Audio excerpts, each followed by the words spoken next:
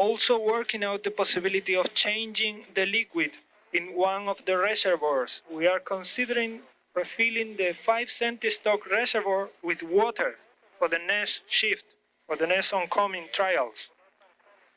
But for this trial, for this experiment 331B that we are running now, I have some short suggestions for you to try, but feel free to try them or not, because I'm pretty sure that you know better than us the actual situation. And these short-term suggestions have been just uplinked by Google. And the reason, the science behind is as follows. The jet formation, not formulation, the jet formation is to find out when the jet detaches. And this is a small scientific experiment of its own. So even if the FPM is not working well for me, this will help to get some science out of it. The second is the second was breakages of small bridges. And this, if you go to one of my diagrams, either the one on page 5 or page 6 of my procedures, the idea behind this short experiment is to sweep through the bottom line in the diagram. So the lowest stability limit, the minimum volume, but just for short bridges. And the third one, the big rear drop, is connected with one of my questions. Did you copy? Yeah, okay. I will try to do what I can for you, Isidoro. Okay, well, but now... I have one quick question. What sort of oil do you want for that experiment? Sorry, can you repeat? Okay, well... What sort of oil do you want to use? The one that you have at hand. It doesn't matter at all the kind of oil you use. Okay, right now we have 5 sandy stones with tracers on the FPM. Perfect. Okay, now I have 3 small questions, just for me to clarify. Good. What is the difference? Okay. What is the difference in anchoring capability with and without anti-spread barrier? Well, we didn't really look into that systematically, but I have the feeling that the anti-spread barrier helps us maybe to increase the contact angle by 10 degrees, not much more. Let's assume if you fill on your 40 millimeter disc oil, then you create a bubble, and the bubble gets bigger and bigger and bigger because its diameter is limited by the edge of the disc, but all of a sudden it creeps over the edge and spreads over the rest of the disc. And if you take the contact angle when that overspill happens as the critical parameter, then I think the anti-spreading barrier makes it 10 degrees larger than compared to the situation without the anti-spreading. Copy. Second question. Did you find any difference in anchoring capability between front and rear end plates? No, I don't think so. But I found out, to come to your third proposal, if you start to rotate the rear end plate, then it sucks the liquid pretty rapidly due to centrifugal forces. Well, this last proposal was only intended to measure or have some feeling about this question, because still I have no clear idea, both discs being the same, why always the first spreading takes place in the feeding plate and not just random in one of them at a time. Okay. And third and last question. Have you found any difference so far in the spreading behavior between the different liquids? Wait a minute. I have used so far only the 100 centistocks oil. Okay, I have used all oils, and I think they all spread basically immediately. But we have the following problem. Because we all had trouble with the FPM, all the front and end plates are already wetted by oil. I cleaned them using alcohol wipes, which we normally use to clean the arm for blood draws or to attach electrodes at the body. But you never get rid of all oil, and for that reason there is a thin film of oil on the plates already. So it is not a virgin plate anymore. And it is pretty hard to give you an answer of your question, because to do that you should start with identical plates and use different sorts of oils. I see. Okay, so what you have found in reality is a degradation of the working surfaces with time due to continuous usage. Yeah, see, when you had such an overspill, then you have to clean up the whole thing using Kleenex tissue or something like that. But it is inevitable that you spread the oil over the plate everywhere. Copied, yes. Well, there is not other ways. If everything had been nominal, but unfortunately, so, well, what do you suggest then for the next minutes? Well, I think we can, for the next one, we can go into that critical injection speed business and find out when jets start to form. We can, of course, try to create a bridge and make them as long as we can and film the braking. And we can then suck a little bit of the liquid back and remerge the whole thing and start from that situation and do some rotation of the opposite end plate, and that will give you some feeling how the rotation sucks the liquid out.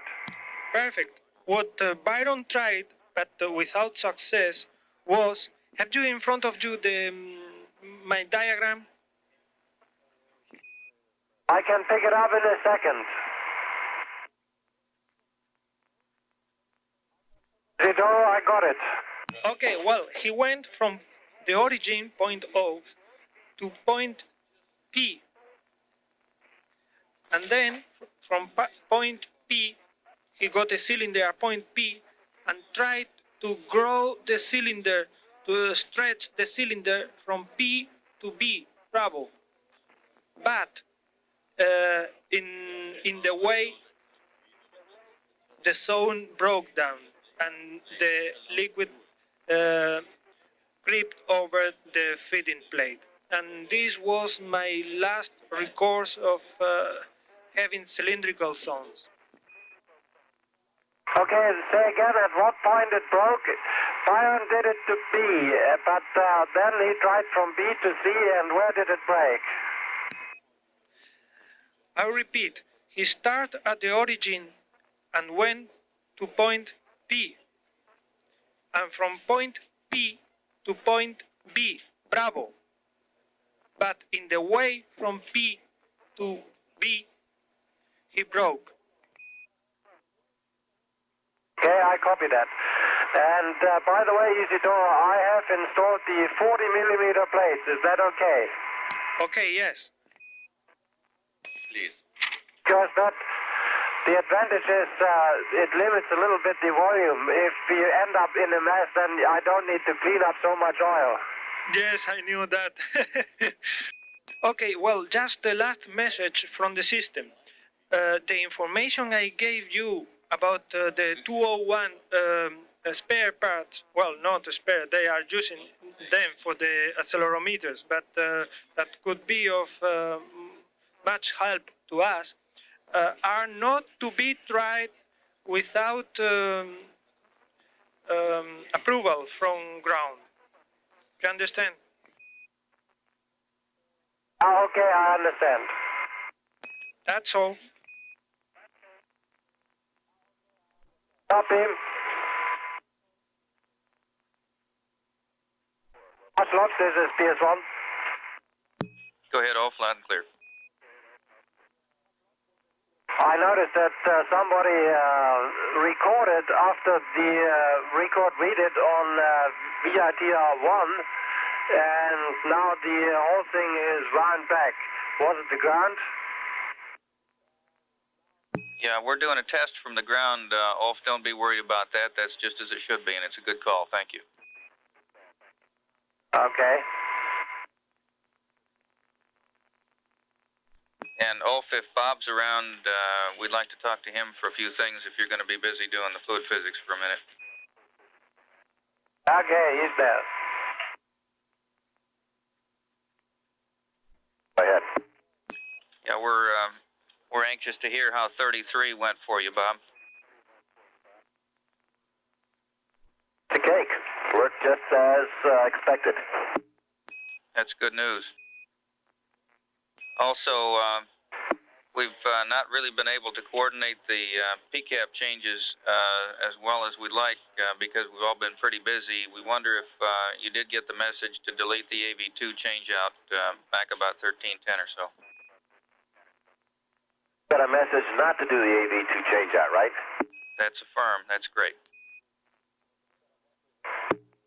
The other advantage of this method of doing 33 is it gives me an excuse to sit at the window and watch the world go by.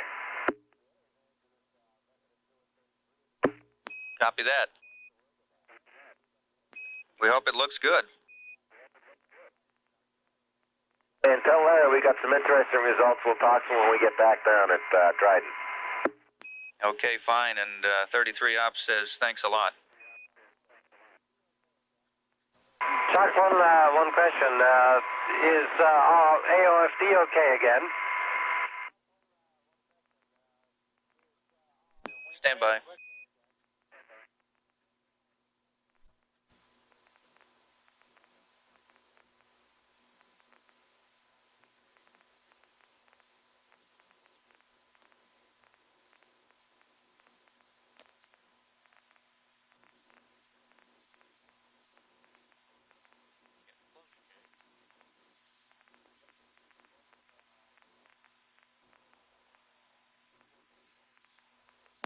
Ulf, AOFD is okay until 1446. After 1446, the data will be stale. Okay, copy. And Bob, 102 copies your comments, and he's looking forward to Dryden. Roger. I was afraid of that. And Space Lab Marshal for Bob, we still need to go through the rest of these PCAP changes with you. We'll leave it up to your call, and we'll be ready and standing by to do that when you're ready. Okay, yeah, that's your option. Stand by. Let me know. Yeah, I've got nothing doing here for the rest of this pass until I start worrying about repressing the SAL. Okay. I can talk to you. I think they're pretty straightforward unless you set up some more recent ones. I think there may be some details there that you might want to add about time changes of AV runs and a few things like that. But if that's not that pressing to you, we can just let it go. Okay, what I see mainly is a description of how to do 102 FO2A, which we may finally get around to doing. We sure hope so. If my luck runs out. If you're on that page, Bob, you might take a look at the AV1 column.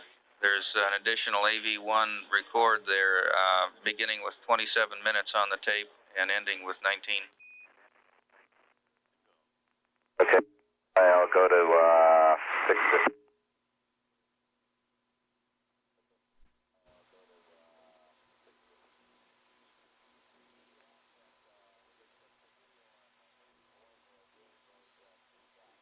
figured out that we would put the video on AV1 there during those two shots for FO2A. Is that right? That's affirmed. We figured it would be A. We're getting better at this.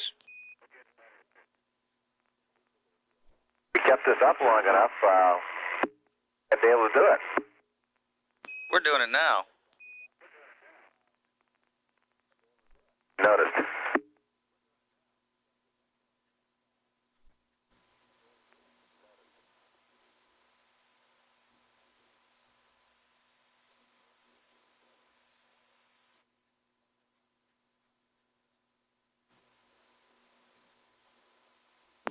Also, Bob, just a reminder, we assume you got the message 109, which referred to the condensate dump at about 1923. 1923 for condensate dump, right, just saw that.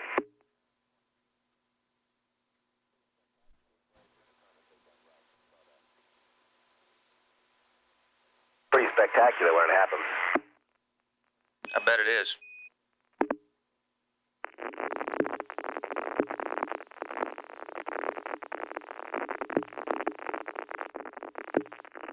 While we got you here, you might turn to hour 20 and look at the 101 time period.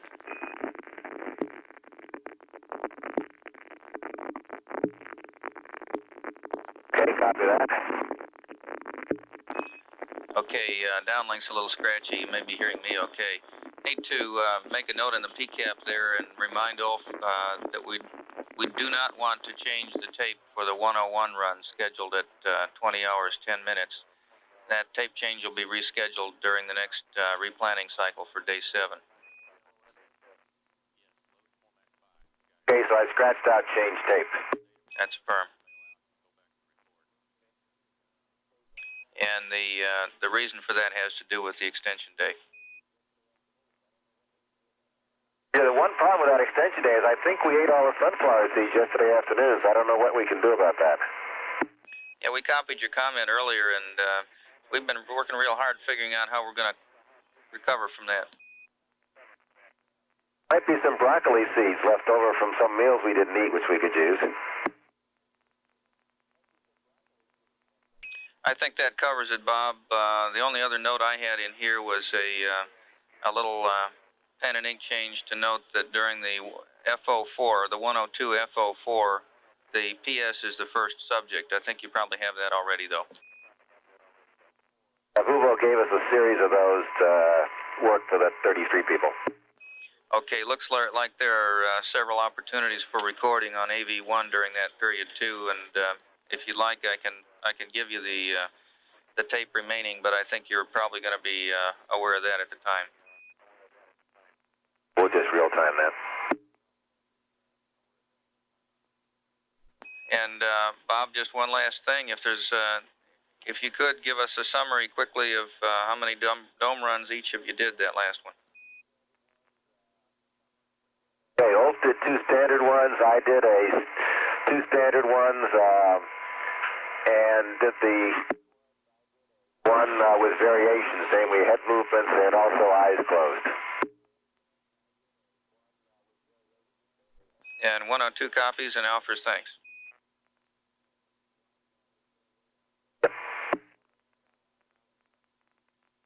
And just a reminder, you got a 33 operation coming up about 10 minutes. Yeah.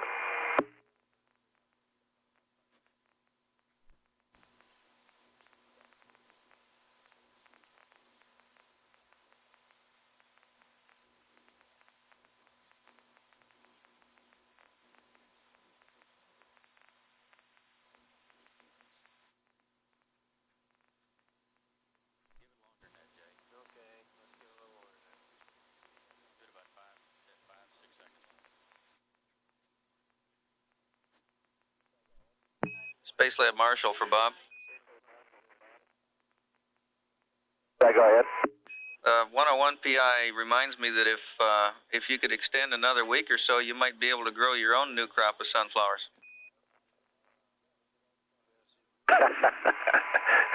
Well, have them talk to the man next door. Maybe they'll extend it. He'd better get permission from my wife before he does that, though. We can handle that.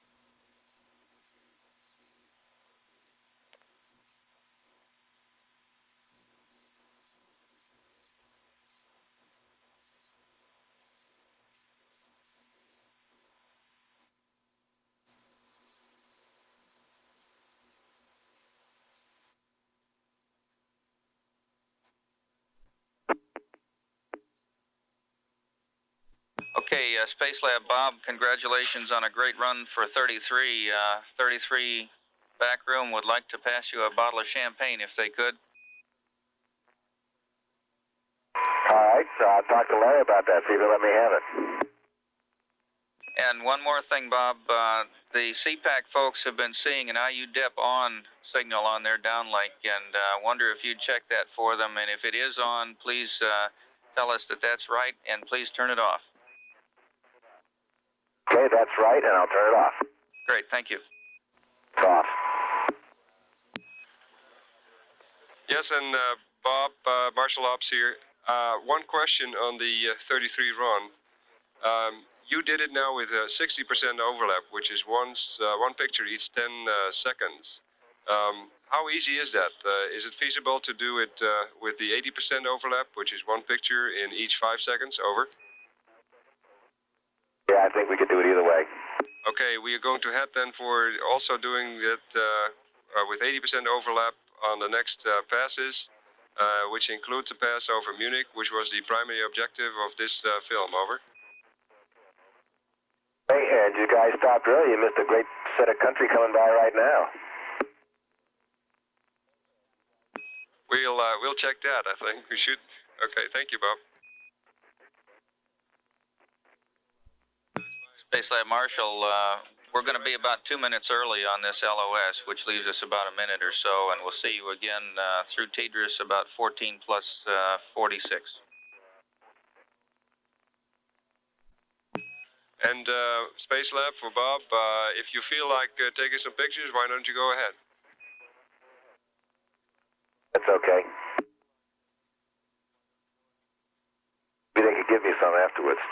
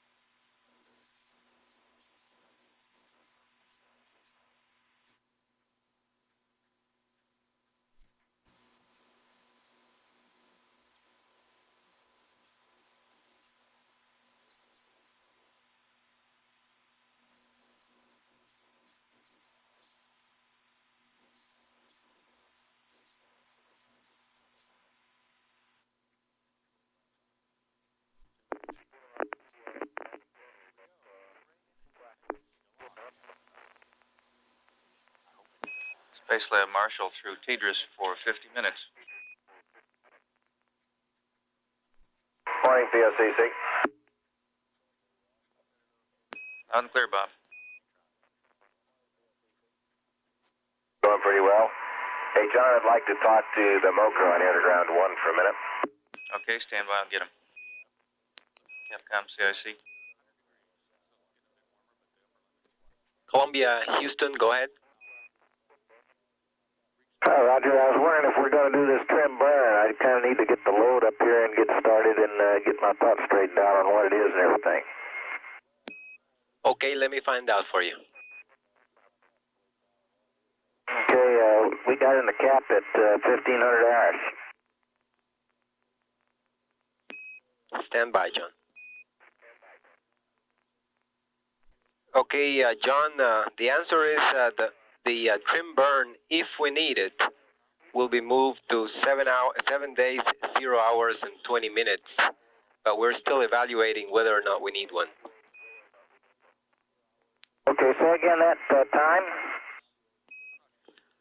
The time is 7 days, 0 hours, 20 minutes. Okay, thank you, Franklin. I didn't mean to bother you, but nobody told me. And Houston Space Lab, over. Go ahead, Space Lab. Franklin, I was thinking this morning, you know, all this thermal problem people have been concerned about and keeping the Freon loop a little bit cooler and all that. We've been running the temperature here in the Space Lab at one thing ever since about day 1 or day 2 without ever trying to change it. And it's perfectly comfortable, although it's probably just slightly on the chilly side. And I wondered if by raising it a notch or 2, we'd help the situation up and making it just a little bit warmer. Dumping a little bit less heat into it, perhaps. Roger, Bob, we would appreciate it if you would, so go right ahead. We'll raise it a notch and a half here from 5 to 6.5, and we'll see how that does. If it keeps it not too warm, we'll just let it stay there. Roger, Bob, that'll help the thermal problem for us, too. Never really thought about it. We just set the temperature and let it be, and it's been on the chilly side, but no problem. Okay, we copy.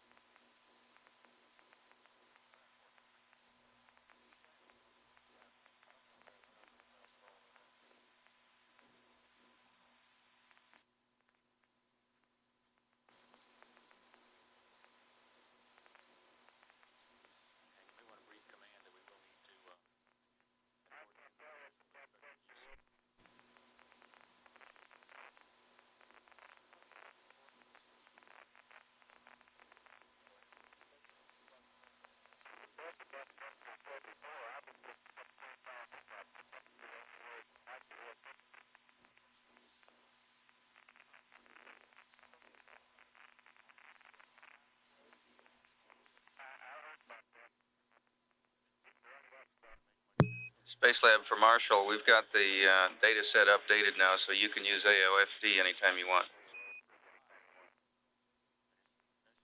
Say again, POCC?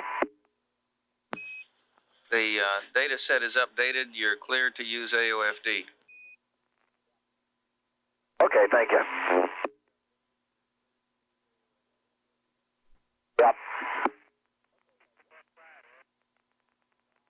I'll be there. Well, I want to show Europe, and I don't want to show up there.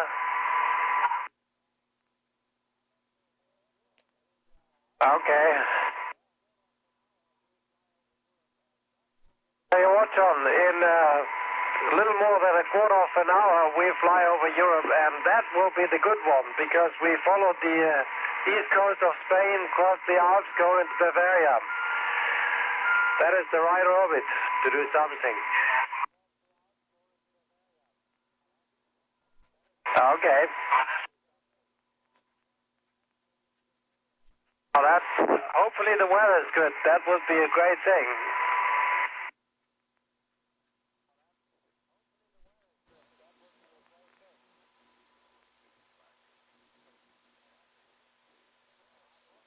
Okay.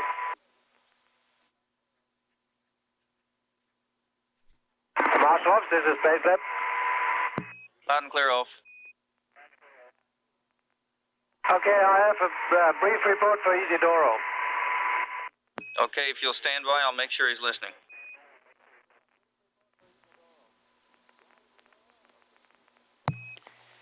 Okay, all. Yeah, Isidoro. Yes, I copy you. 1 second.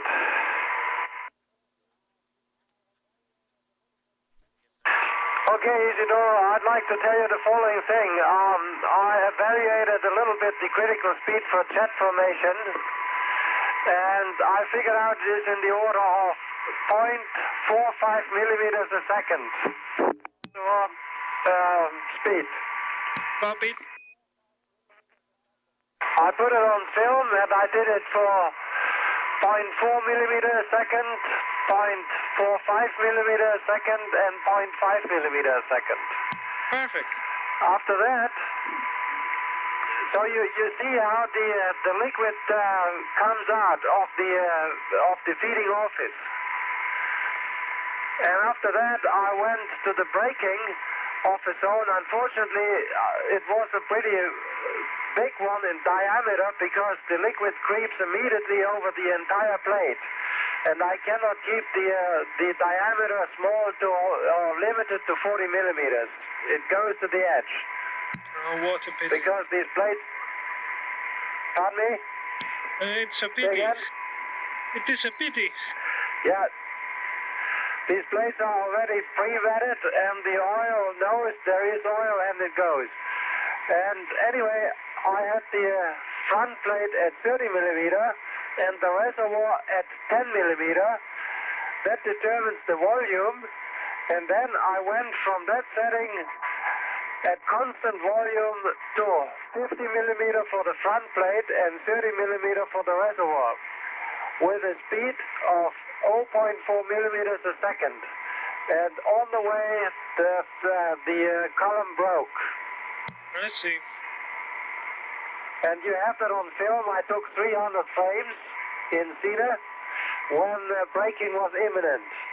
Perfect. And then I re-established the zone. You can see that also on film. And then I brought it up to 45 millimeter and 25 millimeter for the same volume. And that is just below the stability, or it's still stable, but it is close to instability. And then I turned on the rear plate with 10 RPM a second, a minute, 10 RPM, sorry, with a ramp of 3. And that was good enough to break the zone a second time.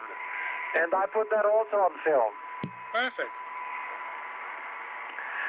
So I did basically what you told me, and we are running out of time here. Perfect. You can close down. Okay, I'm cleaning up.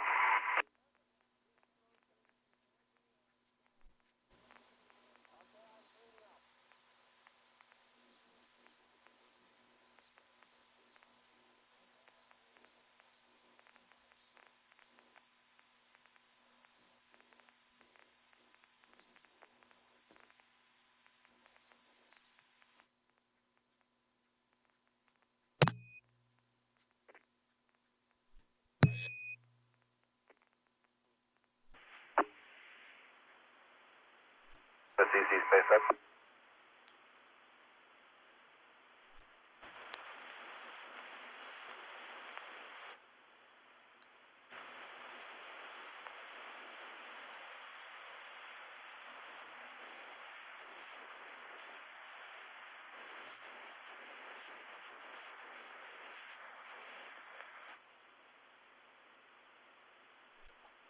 Space Lab Marshal, we'll take care of that 34A error message for you. Okay, thank you. We thought maybe you would when you came up with us.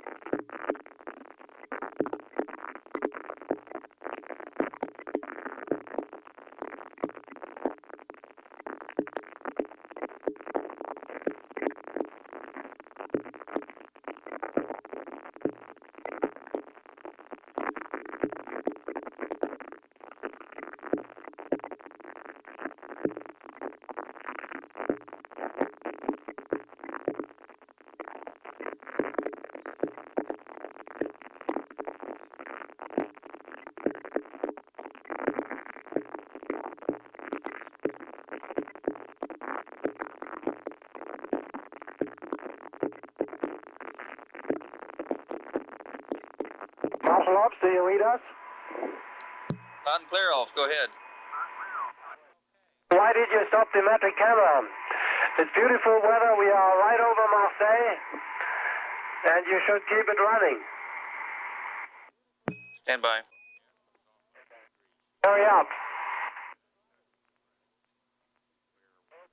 Yeah, it was What is that? And Space Lab for Ulf, the presently scheduled runs, including the major run over Munich, use most of the film, Ulf. Is that an hour and a half from now, or is that this run? Or is that this pass, or is that in an hour and a half? The Munich run, Ulf, is at 1650, over. Okay. Okay, copy.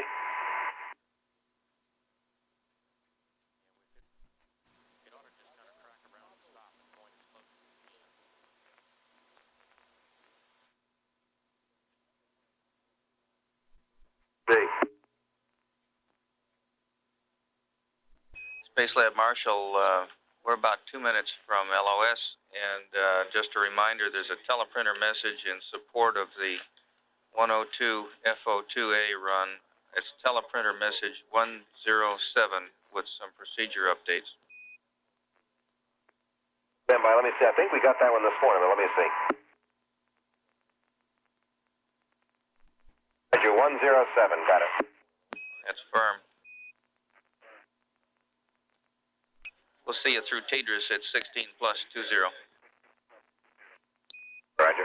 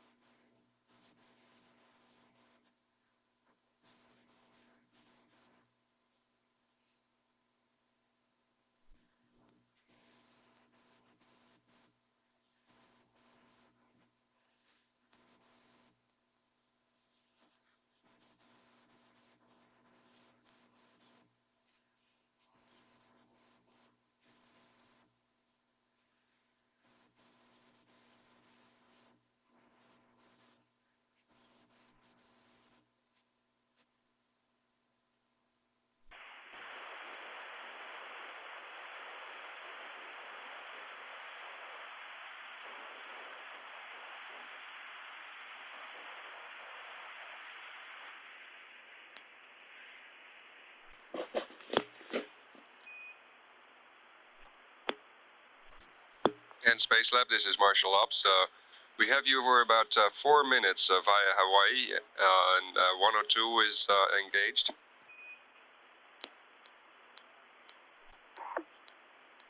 Is he engaged to? Is this something new? We're here, Bob. Give us a status if when you get time. And Space Lab, Marshall Ops, we are 30 seconds from LOS, and we'll see you again 20 minutes from now. Marshall Ops, okay, roger that, and be aware that we had a heater off message for experiment 34, and we executed the malfunction procedure related to that. Roger, copied the malfunction for heater 34 off. Over. Roger that.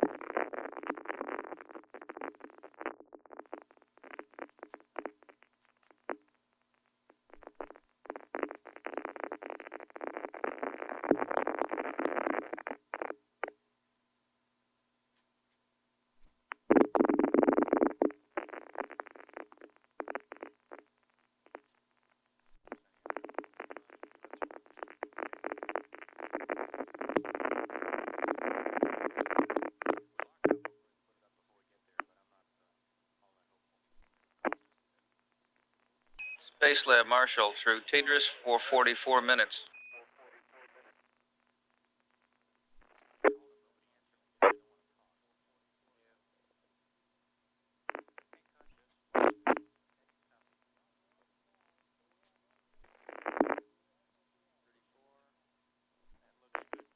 Marshal Ops, we are both busy to do the FO2A. Stand by. But be informed that a problem with the VTR1 on the display, it was an asterisk.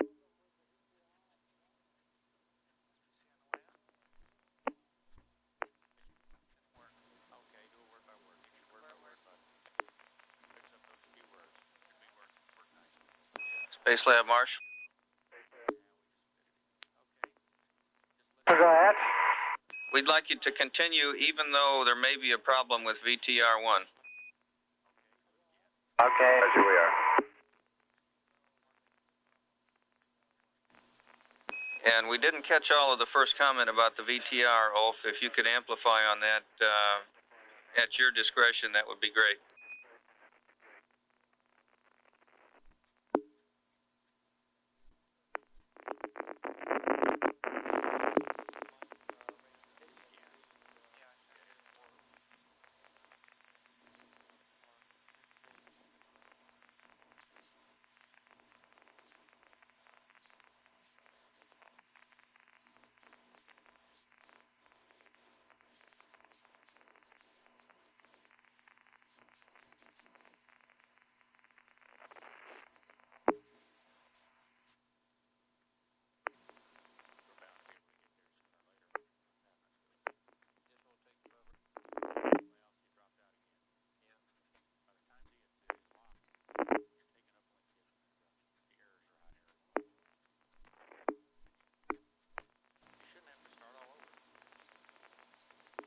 Marshal Ops. Loud and clear, Ulf. How much time do we have left till the metric camera starts running? Okay, Ulf, the metric camera starts running at 16 hours and 50 minutes, so that's in about 20 minutes. Be advised that this is going to be an 80% run, so it's each 5 seconds for one picture, over. We have 20 minutes time until Bob is needed to run it, right? That's affirmative. Okay, we'll try again with the recorder. Can we also put it on recorder too? Stand by. Me being the subject, we are done. We are done with Bob. Okay, stand by. And yes, that's an affirmative. You can go ahead for recorder 2, over.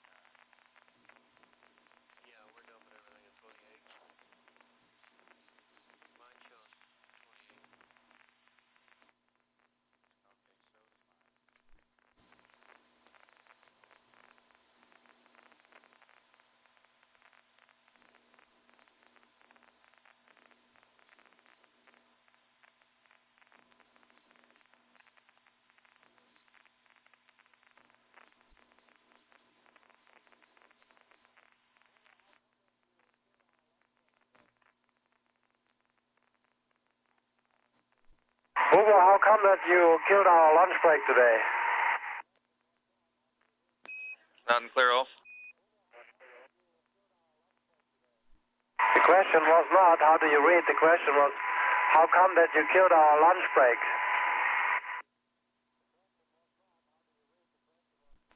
Stand by.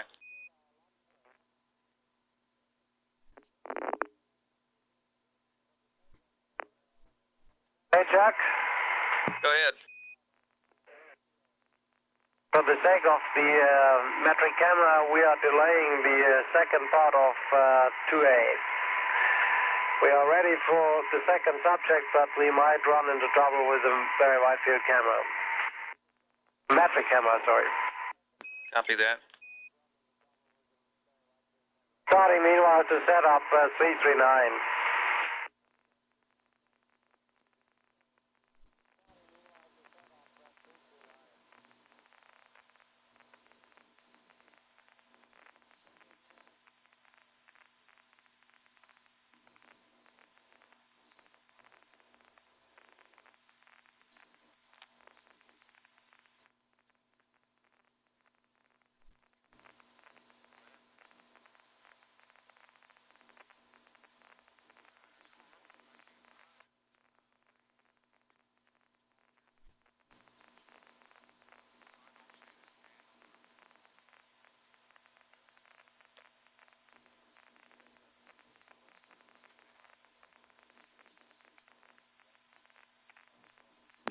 Space Lab Marshal for Bob. Go. Bob, in preparation for the activity with also overflight of Europe, they want to do a comm check between Europe and here, and from here up to you guys. And if you're ready, we'd like to enable them to go ahead and give you a quick call and verify the link. Okay, go ahead. Head on your voice check with crew, call sign Columbia. If you're calling Columbia, you're loud and clear.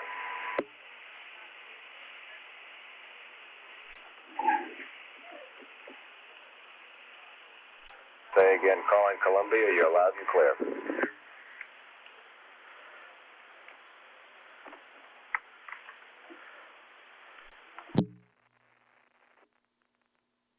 POCC, they were loud and clear to us. Apparently they didn't read us, though.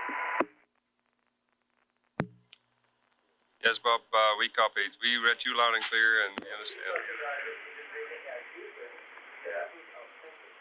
And just such that you understand what's going on with this 33, the next run is on 80%. The first picture will be taken at 16:50. And this is different from originally scheduled. Originally, only part was 60 and part was 80%. We have more pictures now, so we can enhance the size and go 80% all the way. Over. Guess the other loop is alive in the background. You're very garbled this time. Yeah, I hear that too. Well, it's all 80%, Bob, all 80% at 16:50. Send.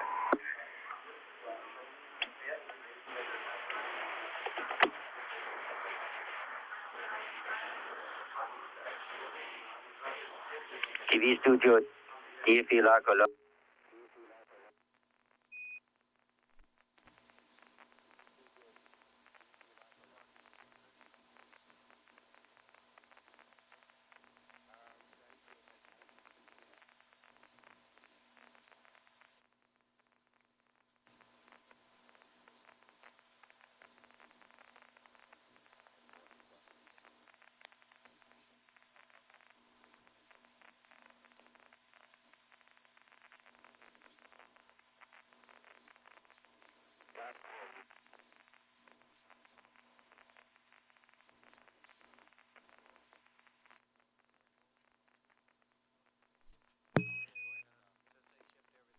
And Space Lab for Marshal Ops, Ulf, we're sorry, this was apparently the first launch which was scheduled during your flight, and we got used to the fact that you did not have any.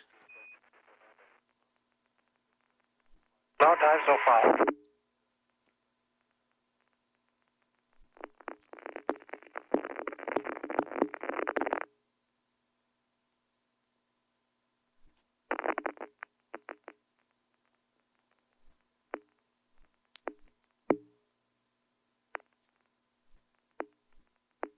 And Space Lab, no response needed from Marshall.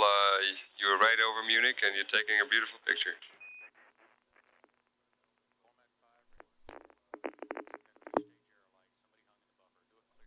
I tell you, that 80% business is definitely a two-man job. Say again, Bob? Marshal Ops, this is Space Lab. Yeah, go ahead, Ulf. Loud and clear now. Okay, we have the Alps and we have Munich. The weather was good. I think that's great, Ulf. 80% business is definitely a two-man job. I hope we don't have too many more of them. You only have one more of them, and that will be one which is Chuck, did you copy? much shorter.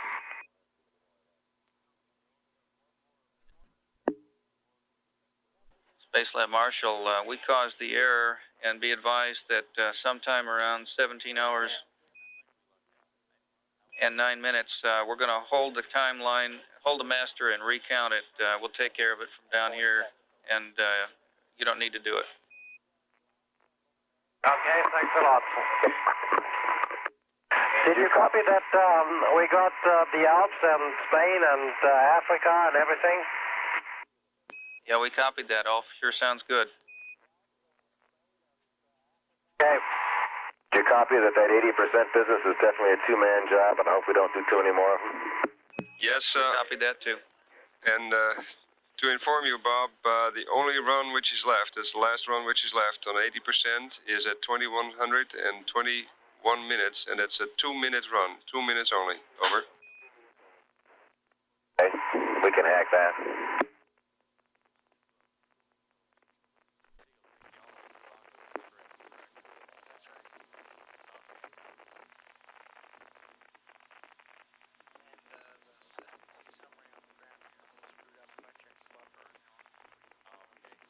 Space Lab Marshall, looks like we're having trouble with the commanding down here. We'd like you to count the master when it halts at entry 47. And do it now. Got it. That's fine. Thanks a lot.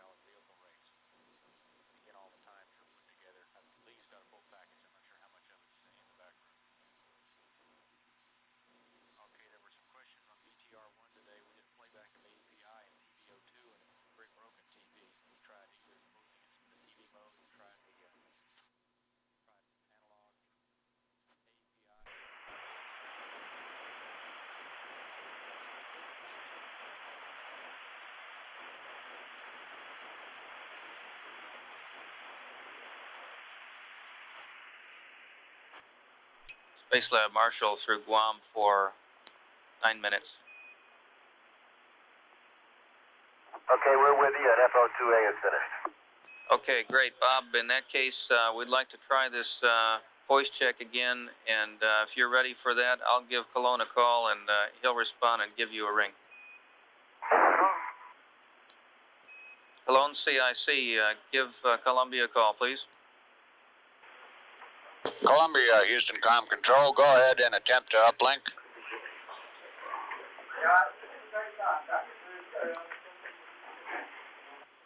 Hey, Com Control, they were pretty broken that time. Read you loud and clear. How do you read us? You're loud and clear, Bob.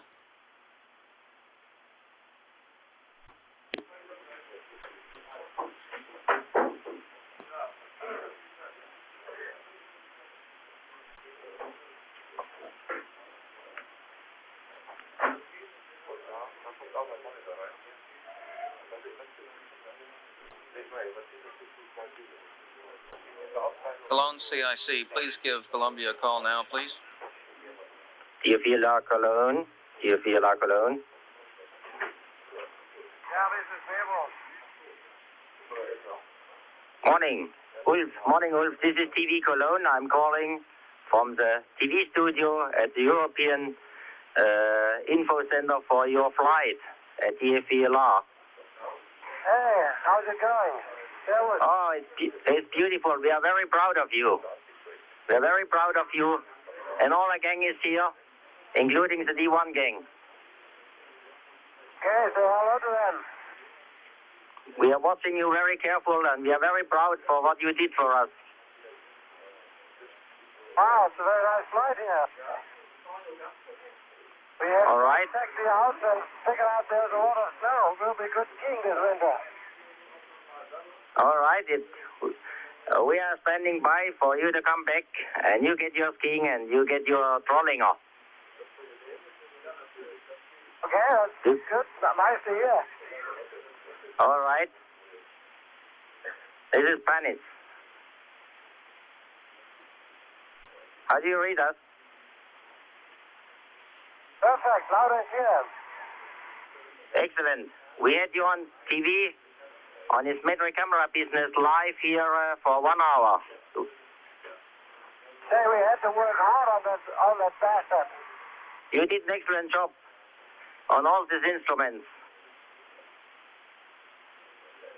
The camera is not running so smooth in these days. All right. We are in a TV studio now and setting up for the Reason Hoover interview with you. Okay. Okay, we hope to receive you as loud and clear as we do right now. Fantastic.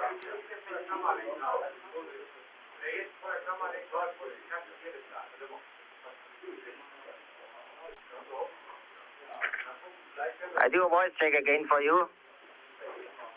1, 2, 3, 4, 5, 5, 4, 3, 2, 1 for TV studio at the European Space Organization Center here at DFLR Cologne.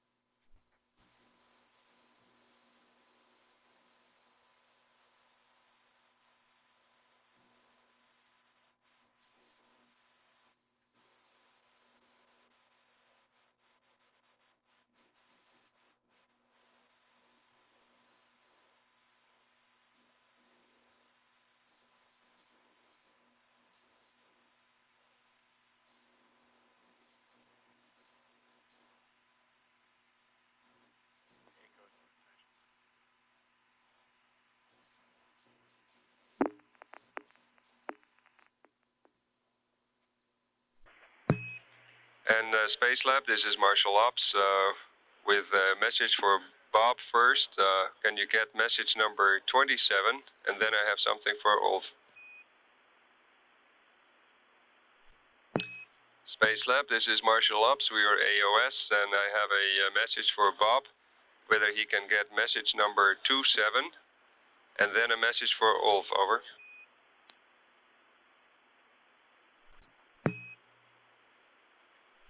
And Space Lab, this is Marshall Ops with a update for Bob on message number 27 and a report for Ulf.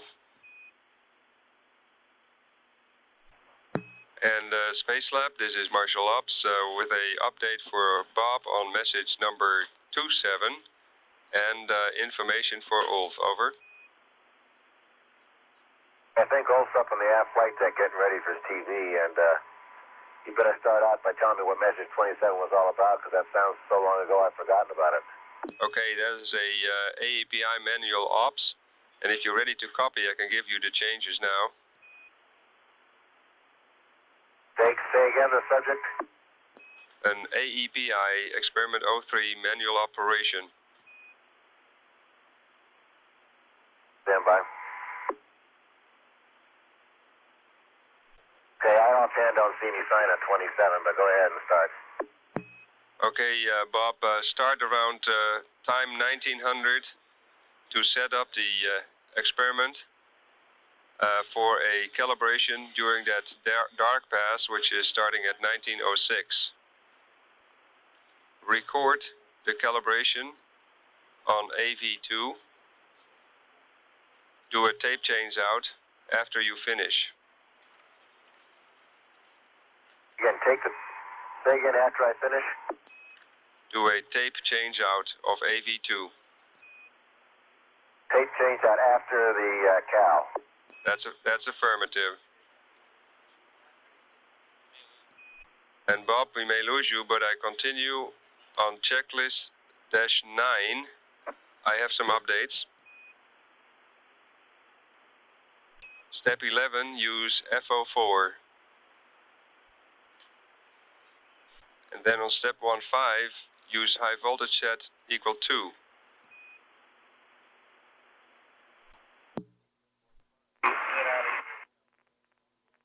Marshall Ops.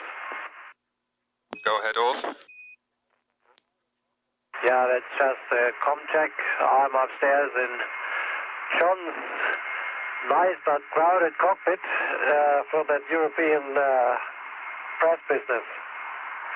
And I have brought up my little wall unit here, and I'd like to find out whether it all works up here. We hear you loud and clear, Ulf, and I have here a little information for you. First, you have 5 minutes where you can talk with Minister Heinz Riesenhuber. That is starting at 1820. After that 5 minutes, you start narrating the pass over Europe. Okay, fantastic. You have to select the field of view on a payload bay. The TV switching will be done from the ground. John has already set it up. Very good. And then I would like to continue with the work on for Bob for AEPI before we give it back over to you at 18 hours and let's say 17 minutes.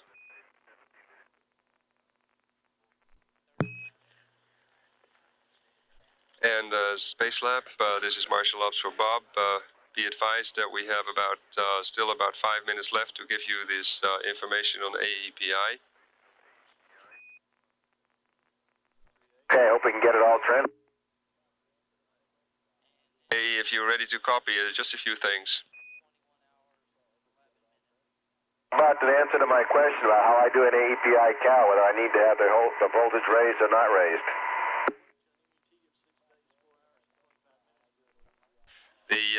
Bob, you raise the high voltage setting to 2. And you also check that the shutter is closed and the cal switch is on for about 5 seconds.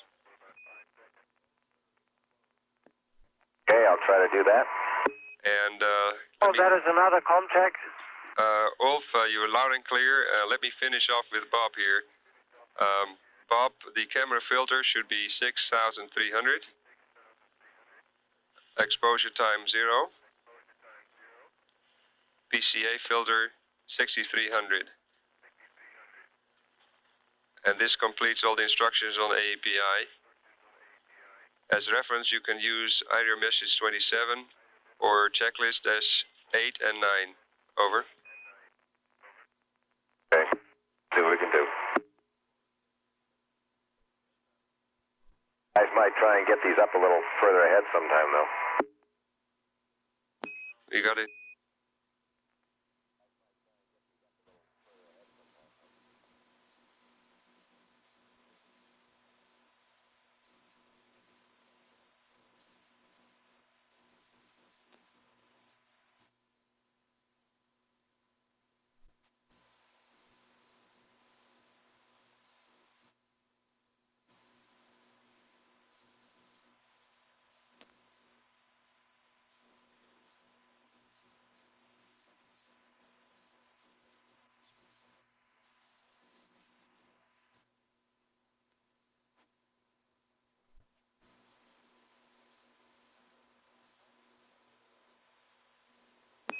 PS1, Marshal Ops.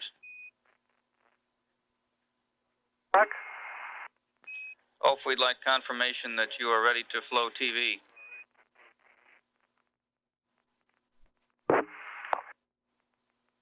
How's the comm, Chuck? Comm sounds very good, Ulf. Okay, because I changed it to Vox, and I'd like to verify whether we sensitivity such that everybody. Now, let's stick with push to talk. You're breaking up occasionally between syllables. Any better? Yeah, we missed the first little bit of that, Ulf. Okay, we go back to push to talk then, and make it easy on you. Okay, that sounds fine. And could you confirm that we're ready for video flow? Upstairs in John's nice cabin, and everything is set, ready to go. Okay. And we see a beautiful picture, Ulf. We're about to call Cologne.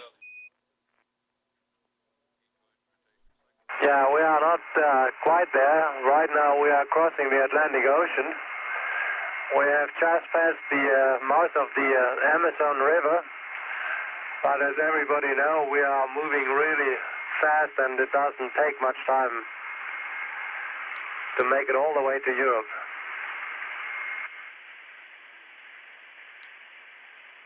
And Ulf, we're coming to the aft flight deck camera now. Okay, please go ahead. And Cologne, please give Columbia a call. Hello. Cologne, Marshal Operations, please give Columbia a call. Hello, Space Lab. Hello, Space Lab. Here's Cologne Post calling. Ulf Merbold, are you there? Here's Ulf Merbold on board of Columbia. Ulf, I am together with Minister Dr. Riesenhuber and the United States Ambassador Mr. Burns. Dr. Riesenhuber will speak to you. Okay? Okay, dann sprechen wir jetzt in Deutsch weiter. Roger. Herr Merbold, guten Morgen. Geht's Ihnen gut? Haben Sie die Schwerlosigkeit gut überstanden? Ja, wir sind inzwischen alle vollständig angepasst und fühlen uns pudelwohl. Es gibt also niemanden an Bord, der irgendwelche Probleme hat. Und der Mannschaftsgeist und der Spaß an der Arbeit ist durchaus noch da, trotz eines sehr großen Arbeitsdrucks, den Sie zu bewältigen haben. Ja, ganz im Gegenteil, das hat in den letzten Tagen eigentlich noch zugenommen, denn wir haben natürlich jetzt auch Erfolg und haben also doch einige sehr gute Experimente machen können, und das beflügelt natürlich die Lust an der Arbeit.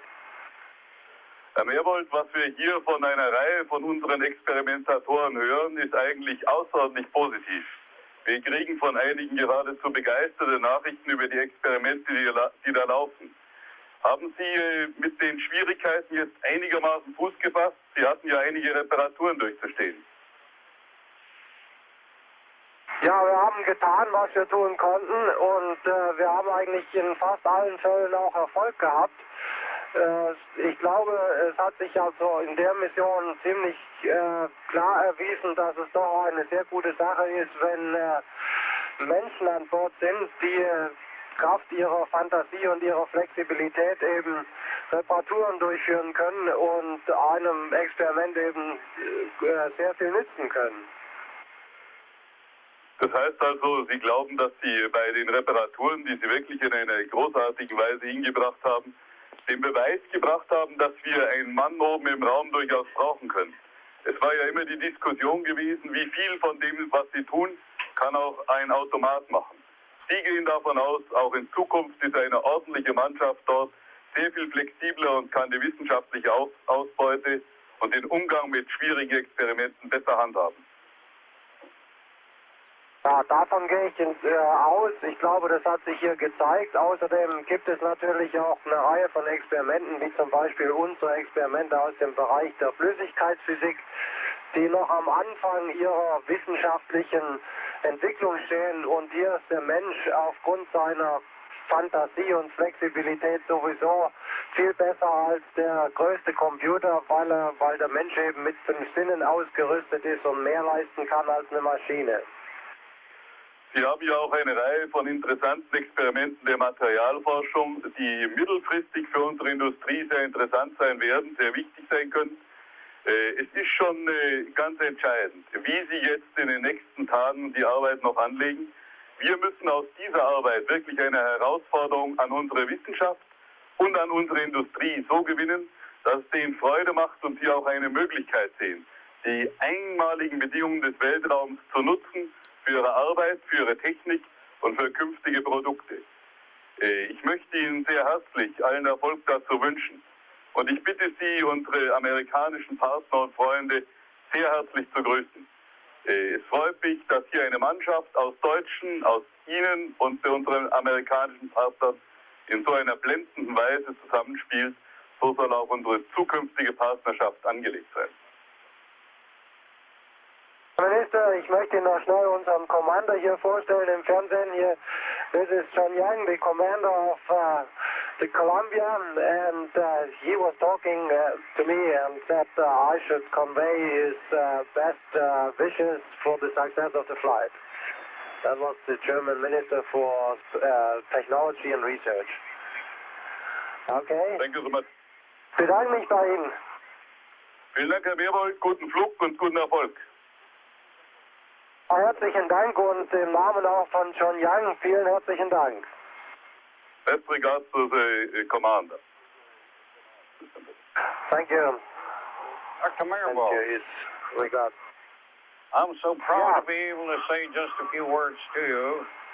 We Americans are especially glad and especially proud to have you work with us Americans on this marvelous space lab. We want to congratulate you on the experiments that you've been performing and on the success that you're having. We're very proud of you.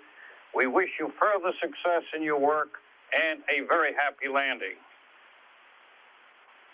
Thanks a lot, sir, but let me tell you that it is certainly a privilege for me to be on that very exciting mission, together with distinguished people like John Young and Owen Garrett.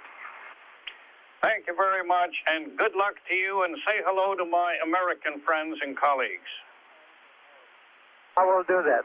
Thank you. Thank you very much. PS1, Marshal Ops. Ulf, you can go ahead with your narration now. Okay.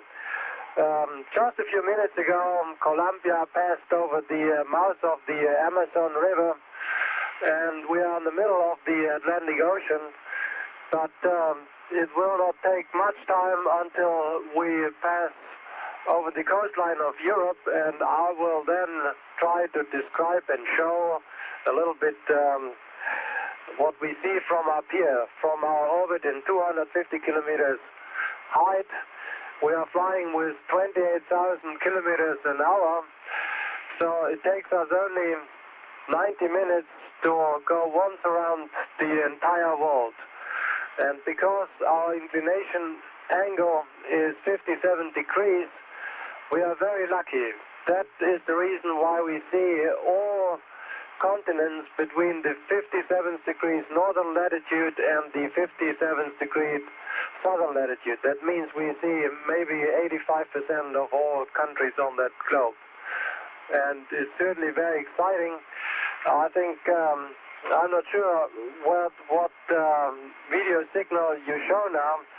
I have one camera up here which shows the shuttle, cargo bay, and the tail of the ship. You see the space shuttle sitting in the cargo bay, and you see also the horizon of the Earth with nice cloud layers. And if I look out here with a very beautiful blue theme around the horizon. Let me turn. It's a beautiful picture down here, Ulf. Okay, we have a little computer here up on the flight deck, and it tells us that we are pretty close to Europe now, and we can, if the weather permits us, expect to see Europe any minute.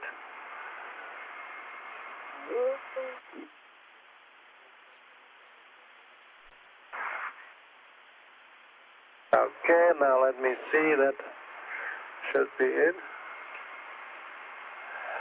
Okay, that gives us another view to see the space shuttle sitting in the shuttle cargo bay. And you see the tail pointing to a layer of clouds. And I'm now trying again to find out whether I can already see something. It's very beautiful to see the Earth from up here. It is a very nice blue and shiny planet with a lot of bright white clouds.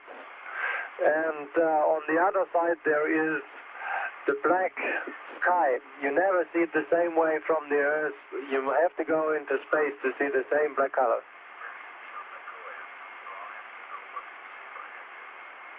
Copy that, Ulf, and if it's possible, we'd love to have you pan the camera toward the Earth.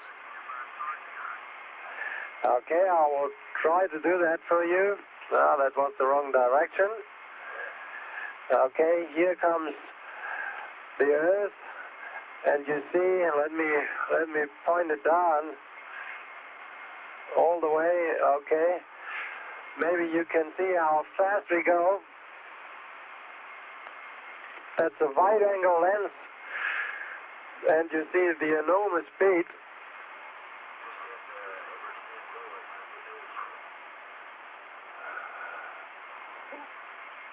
Okay, I see the first land on our right side here. Let me see.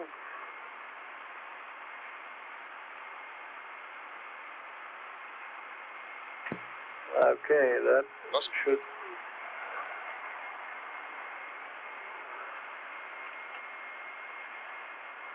I'm not sure when.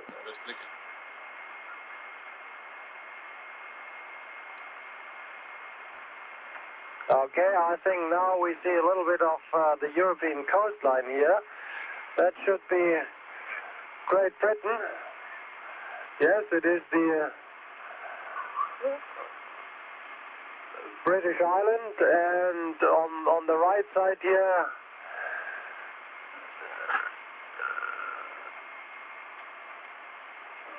oh, wait a minute. No, that's Ireland. We are just crossing the Isle of Ireland, and here comes England.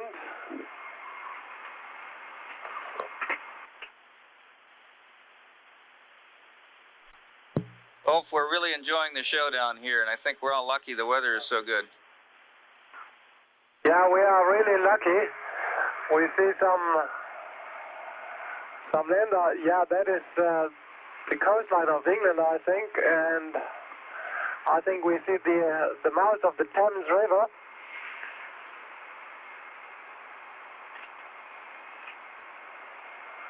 But now there is another cloud layer. There's a nice contrail.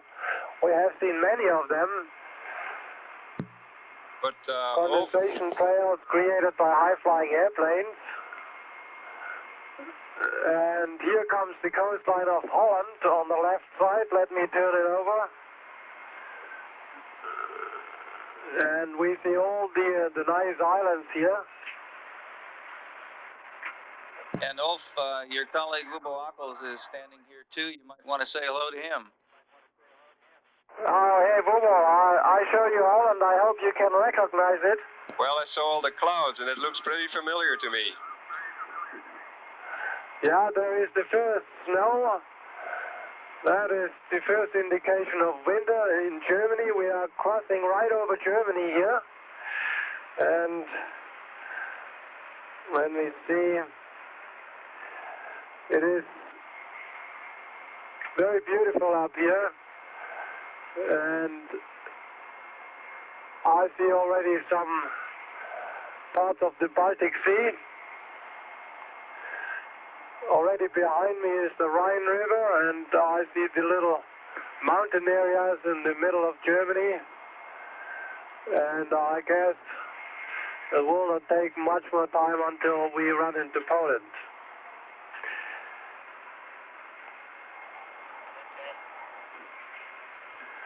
It really is fantastic.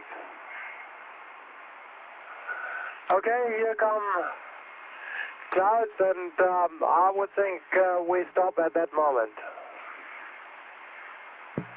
Well, we thank you very much, Ulf. We really enjoyed the guided tour. I hope you could recognize somewhat on your television screens.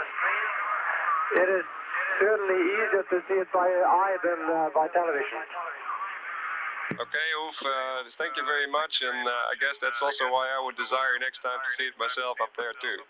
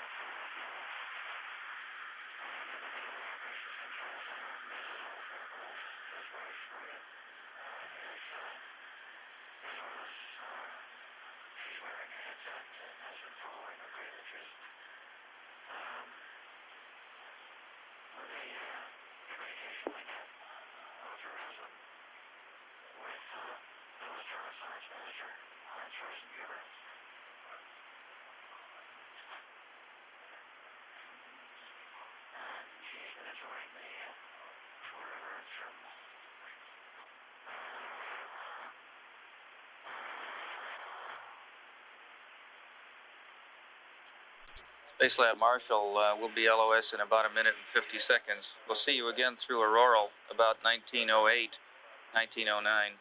And for anybody in Space Lab, we're a little concerned about MSDR. We're not seeing any data down here. You might take a look at it for us, if you would, before we go over the hill. Again, what you're concerned about, Chuck? MSDR, Bob. We're not seeing any data down here. We're not sure whether it's our problem or whether there's a problem with the MSDR. Okay. Looks like it's working. Okay, thanks a lot.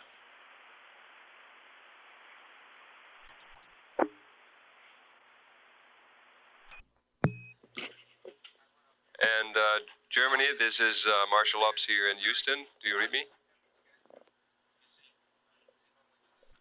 I know, but we think we still have a link with Germany. Yes? Go ahead. And Cologne, this is Marshal Ops in Houston, over.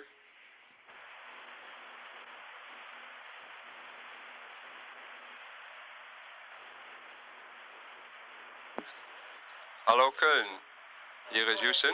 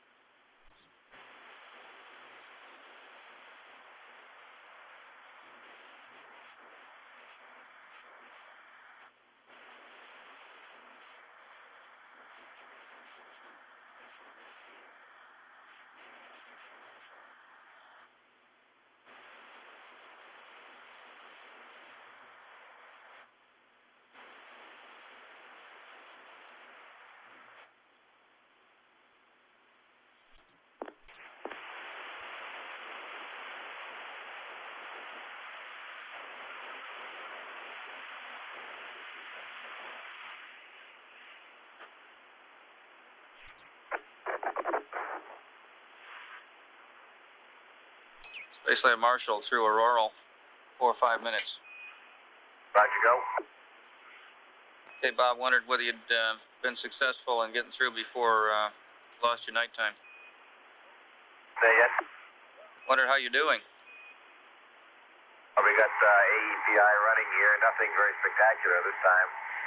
I think it depends a lot upon which way the orbiter is pointing. Okay, and Spacelab for PS1. And Bob, we'd like you to close the shutter door and do a calibration, please. Closed again, okay. Closing it one more time. And then you can turn the experiment off. Okay, you're really just doing a calibration this time, huh? That's affirm. Okay, that wasn't clear for what we were told. Spacelab for Ulf. Stand by, he's coming on the line. Okay. And you got about 30 seconds to sunrise, Bob. Okay, info's terminated. Always sunrise these days. Ulf, this is Spacelab. Hello there, Ulf. Wondered how you were doing with Neurospora.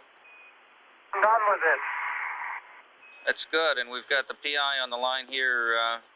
If you'll stand by, I'll get him enabled. Yes, sounds great.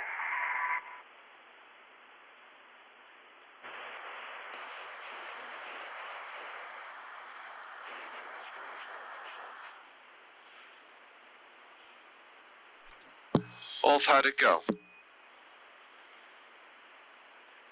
Yeah, this is... Is that the PI off Neurospora? Yes, Ulf, this is Frank Salzman. Okay, Frank, your fungi are all well. They grow like mad up here, and I marked the present borderline, and in average they are about 3/4 of the way through the tube. Ulf, could you see distinct bands? Yes, oh yeah, we see distinct bands, particularly if you look through the tubes and use light tube as a background. Then on the ARGA or whatever that is, you see a real wave. Oh, that's terrific, Ulf. Thanks very much. You're welcome. If you look from the top, then it's not quite as clear. Then there are flocks of that material all over the tube. Yeah, we often see that on the ground. Okay. Thanks again. Break, Columbia, Houston. Break, Columbia, Houston for the CDR. Break, Houston calling for CDR. Ahead, over. Roger, John, we would like you to cancel the supply water dump scheduled for 1923. We'll get back with you on what we want to do about it on the next pass. Okay, cancel water dump for 1923. Thank you. Roger. Okay, Houston, you want the condensate dump from Spacelab still low? That's affirmative, Bob.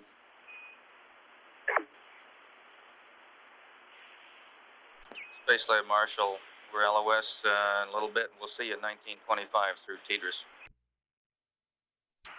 Ulf, how'd it go? Yeah, this is... Is that the PI off Neurospora? Yes, Ulf, this is Frank Salzman. Okay, Frank, your fungi are all well. They grow like mad up here, and I marked the present borderline, and in average they are about 3/4 of the way through the tube. Ulf, could you see distinct bands?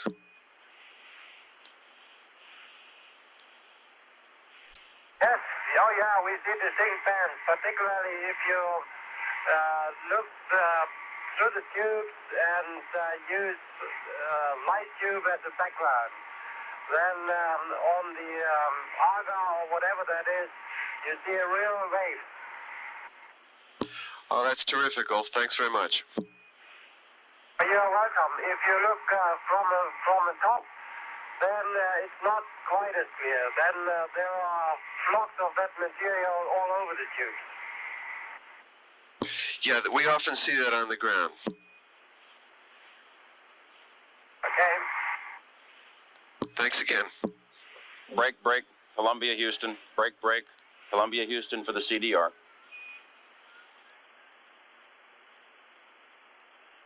Break, break, Houston calling for CDR.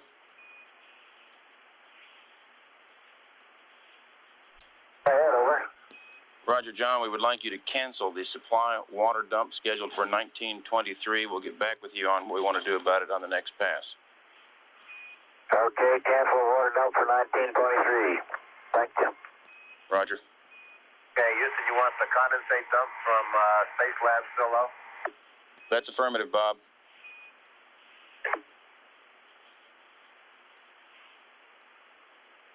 Space Lab Marshal, we're LOS in a little bit, and we'll see you at 1925 through TDRS.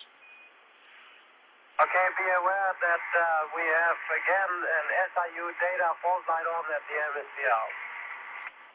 Copy that.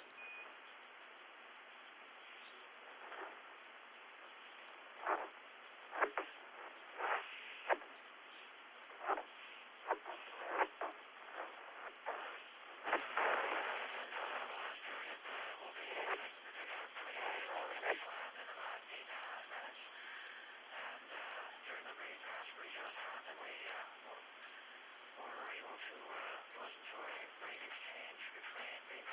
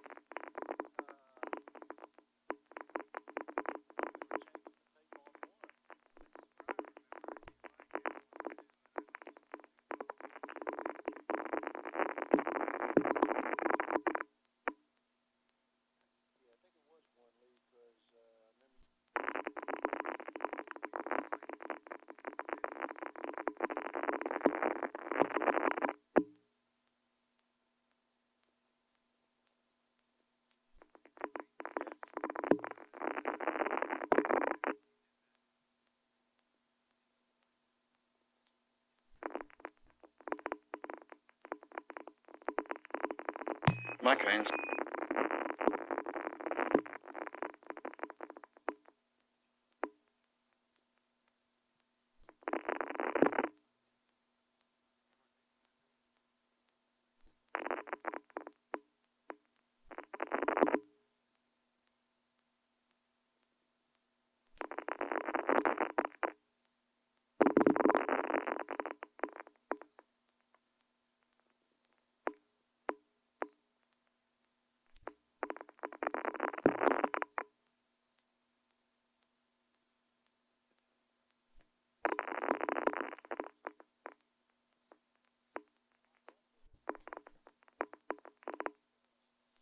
Marshal Ops, this is Space Lab.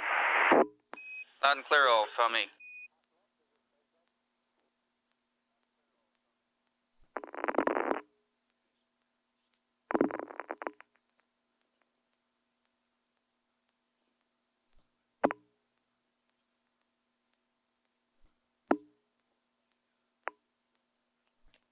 Space Lab Marshal for about 38 minutes. Our uplink is a little bit shaky, Ulf, but we'll give it a try.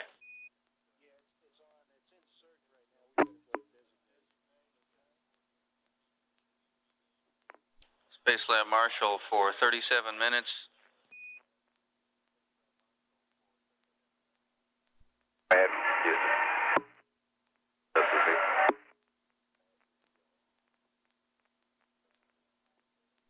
SCC, go ahead.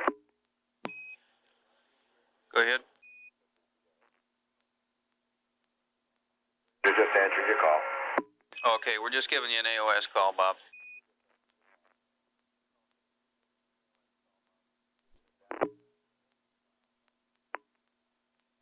And Space Lab for Ulf, Mike Haynes is ready to go on the line if you need his help.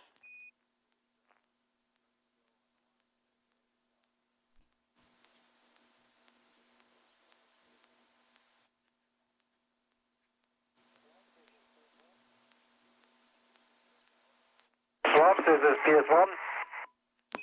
Go ahead, Ulf. Is Mike Haynes available? Yes, he is. It's nice to hear you.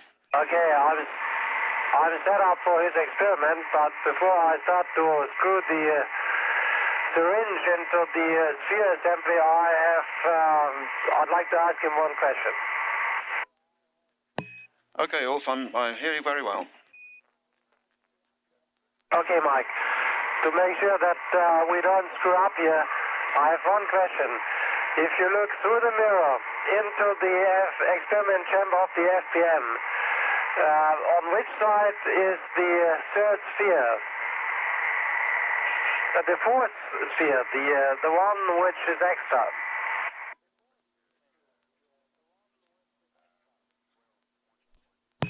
Okay, Ulf, the correct indication for that is with the red index mark uppermost on the front plate.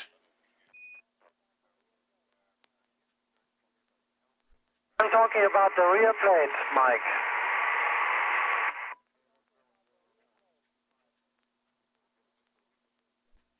Okay, Ulf, you should rotate disc A on the rear plate until the black line is at top dead center.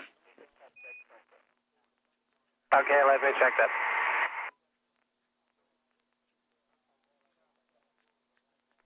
Okay, Mike, it's pretty clear. I think I did it the right way. The answer of my question is, if you look into the mirror, it is on the left side. It is towards the slit where the light for the side illumination comes in.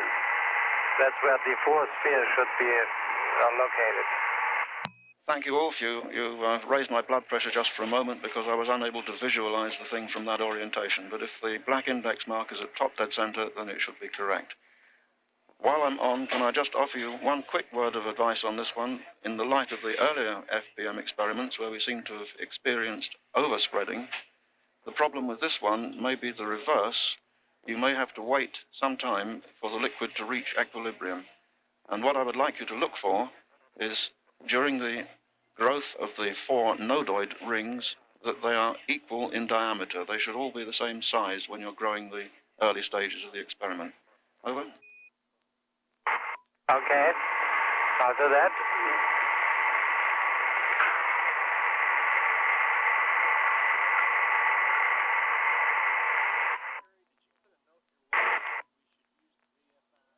Okay, Mike, I'm ready. I go now back to 43 for the 43.8 for the front plate. Okay.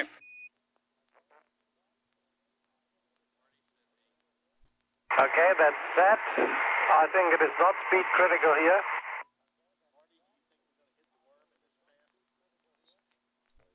Can I check off that you have camera B ready to photograph the threading up operation?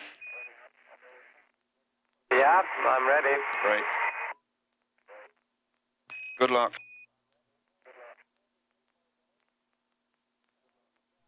Okay, we are at 43.8. And I have one more question to your procedure. You set up front plate position to 37.6 and a speed of 0.266 millimeters per second. We set up the camera, and I assume that the rotational speed is left to plus 5 RPM. Is that correct? That is correct. Step 1.44. Okay. That, of course, is clockwise. Yeah, okay, that is plus.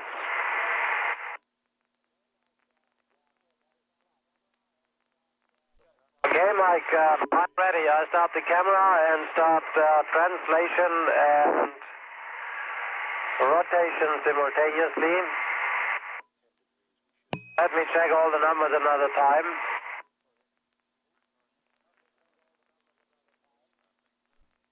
Ulf, from Mike Haynes, you could make one visual observation. The syringe thread should be in place at the start of the acceptor thread. Okay.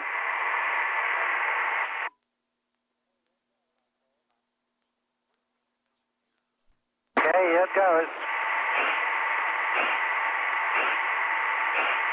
Ah, Mike, there's already oil coming out. Okay, hold, Ulf. Can you give me the plate position, please? Front plate position. Wait a minute.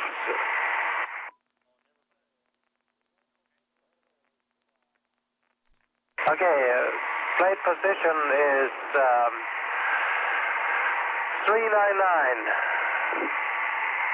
I read 39 at 9. That is correct.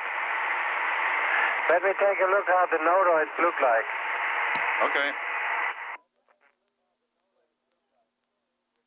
Okay, we have 3 rings and they are equal in diameter. Did you say 3? I would expect 4. Oh yeah, we have 4. That's right. We have 4. That's better. And they are real nice. The central hole in the middle is is a trigonal thing, but looks pretty symmetrical. Okay, that's great news, Ulf. Now, but do I understand then that you have successfully threaded in the syringe, or is the oil getting to the spheres by another route? Now wait a minute. Let me switch on the camera again. Okay. What I think is what happened is that the thread did not fully hit the opposite side, and we did not reach the final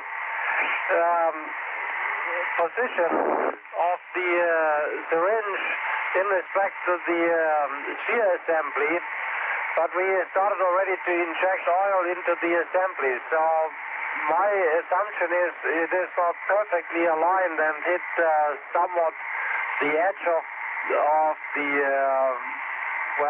base plate of the sphere assembly, and that caused the injection of the oil.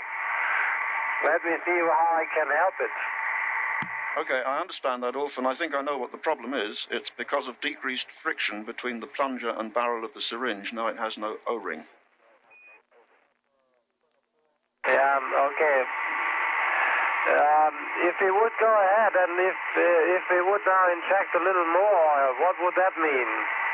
Yes, but before you do that, Ulf, would you just check that the lateral shift is set at 0? We don't have a readout down here. Okay, I can give it to you. It is 0. I give you data in FPM. Oops. Gee. Marshal ops. Copy, Ulf. Okay, we have a problem with the MSDR system here. Can you bring Shuan on the line? Stand by.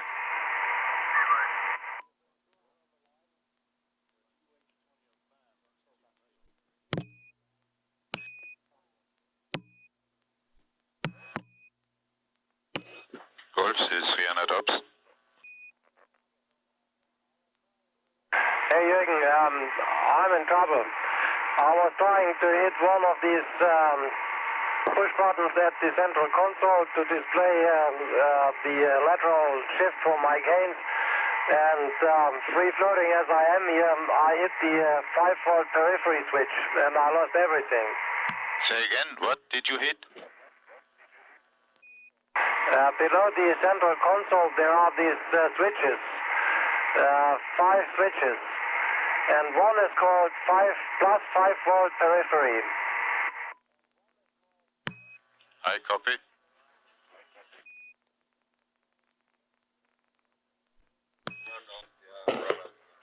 We have to set down MSDR and run it up again. Set up again. Fuck it. But do not restart the MHF. Plan clear.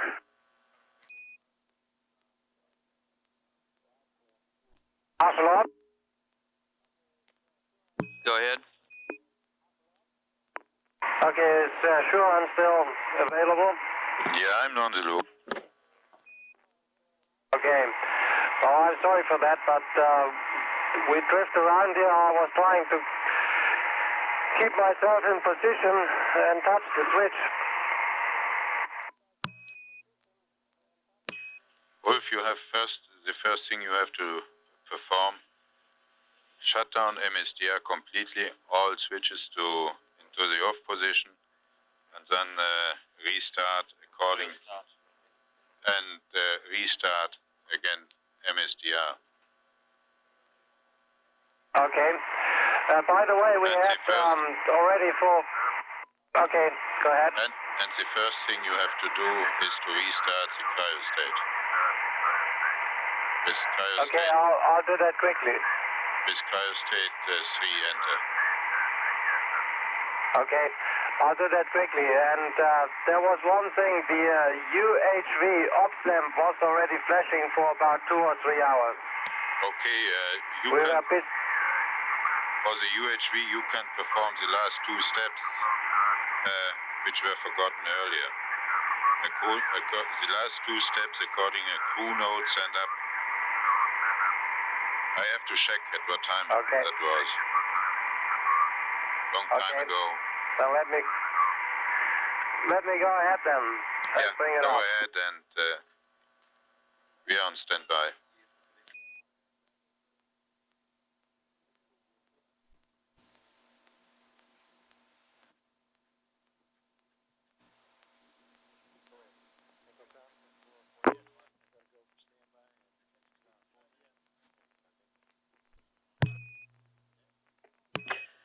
Wolf, the 300 ops. Okay, go ahead. You have not to reload. If you can switch on in the time frame of 6 minutes, you have not to reload. Okay. Okay, we'll try it. To do it. Main power switch and electronic supply. These 2 switches.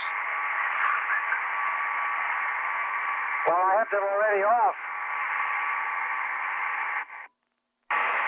Okay, switch on again. Go ahead and switch on. Main bus and electronic supply on. Okay, both on again.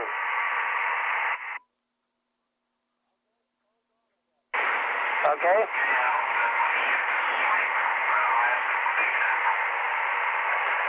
Okay, main power is on, electronic supply is on. Now, okay, EPDB. We have that one. Check your DDU. Is on. Okay, that is all on.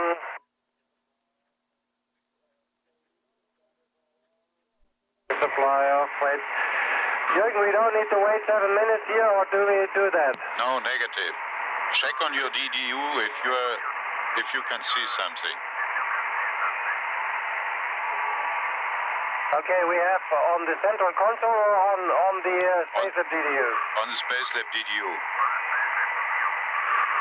Okay, let me see.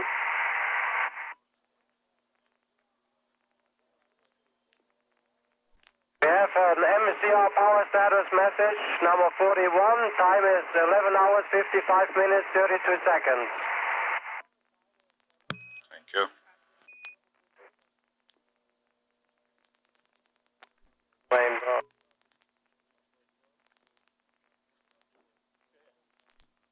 Wolf, 300 ops. Yeah. Yeah. Okay, what is showing the last line? Line 8 on the CCO. It's empty. So start a reload. Start a reload. Okay, you're saying reload the thing? Yes. Okay.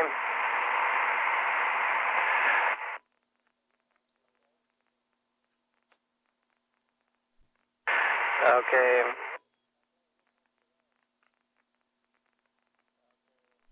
Okay, here comes the load.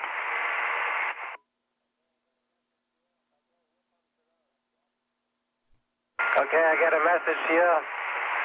A DEP 0A message. And that is because the DEP is knopped. Okay, I better go back then.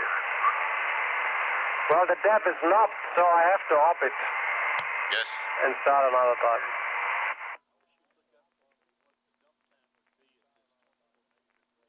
Okay, that's complete.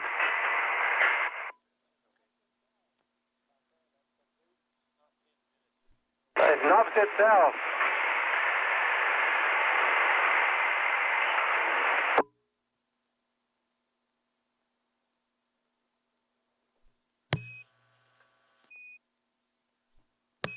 Wolf is 300 ops. Jürgen, go ahead. Have you switched on again the switch at the CCO? Wait a minute. At the CCO. Which switch are you talking about? The switch you have switched off. I switched off everything at the CCO. The only thing which is running is the ICS. Okay, you have to... the main switches you hit, these have to be in the on position.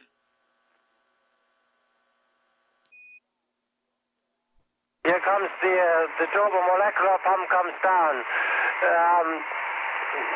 Once again, which switch has to be in the on position?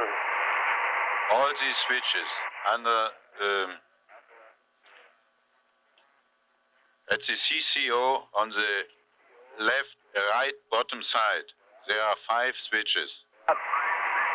They are all on. Okay, that's correct. They are all on, and we have 6 LEDs. Yes, and they must all be on. They are all on. Okay, so please reload the DEP. Okay, I'll try again.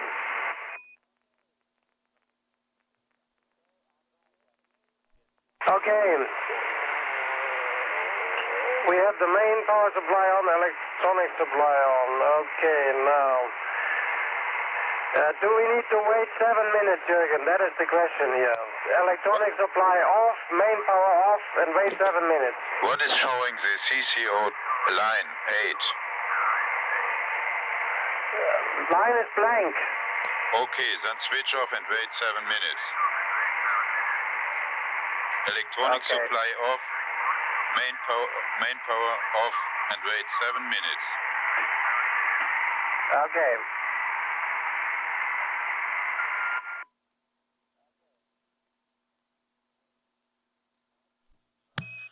Ulf, 300 ops.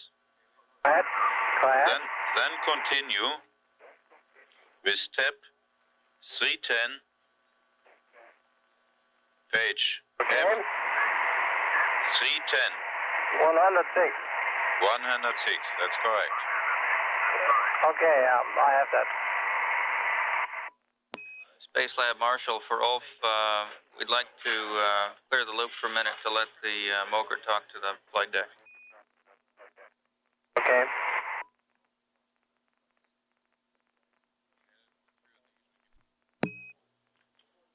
Space Lab Houston, air to ground 1. Space Lab Houston. This is Space Lab. Go ahead, Franklin. Roger, Space Lab. Just a reminder to turn your condensate tank heater off. And we also have a message for the commander. Okay. It's in work. And Columbia, Houston. Over. Roger, John. Just a reminder on an item 18 for your next maneuver.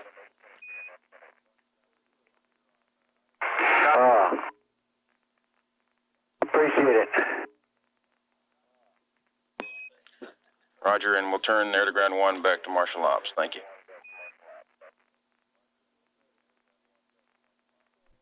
Ulf is 300 ops. Okay, you can go ahead.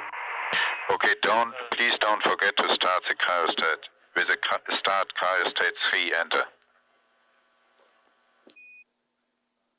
Do not start it or start it. Start cryostat 3, enter. How about the system is dead right now? Yeah. After the system is up. Okay, I'll do that at the first thing. Yes.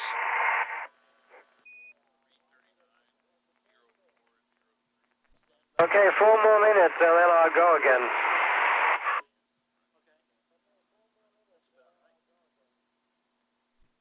Space Lab 339. Mike will be back with you soon, hopefully.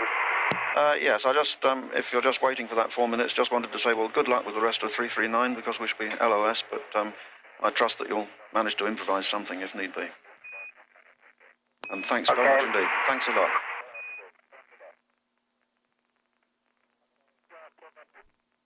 Space Lab Marshal, just a reminder for Ulf, you don't have to worry about the tape changeout that was originally scheduled at this time for Experiment 101, so you're clear to work on the MSDR until 2025.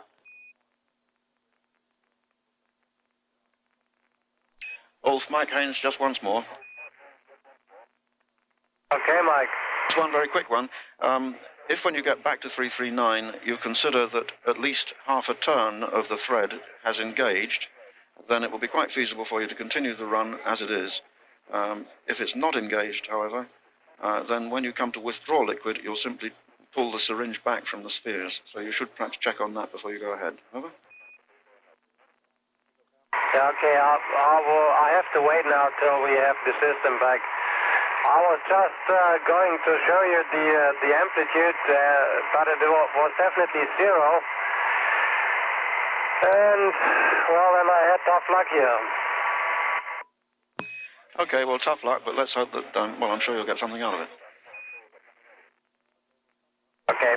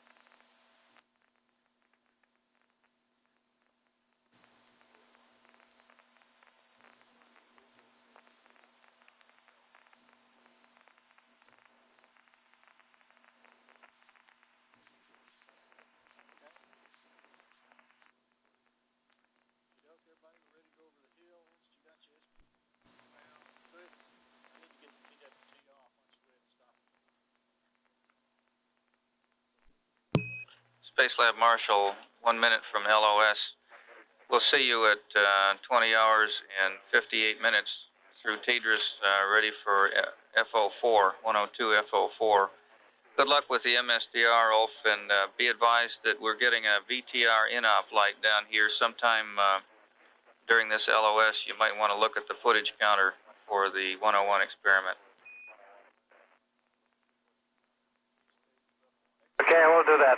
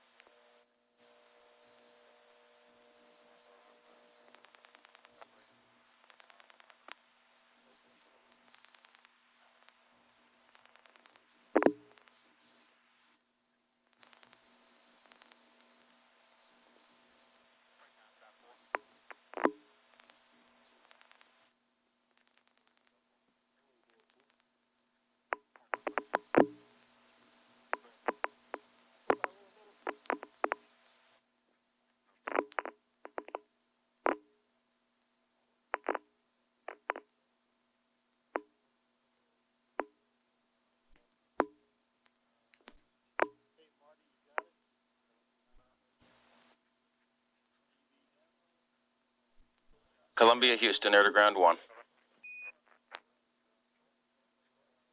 Lab. Roger, John. We wanted to take a few minutes while you guys are all up and give you a little tag up. And let me start by just saying that Owen's ham radio communication over Australia was a big success, well received here, and we extend our congratulations to you. Just to let you know also, we're working on a pad for the Trim 3 burn. And if we don't get it up to you by the end of this TDRS pass, we're going to ask Brewster to monitor UHF during the presidential teleconference. And specifically, that will be over the States at 22:55 and possibly later at Madrid at 23:11. Also, there will be a voice check from Washington, air to ground 1 at 21:30, and you can expect that as well. Any questions before I go on and give you a quick news summary? Over.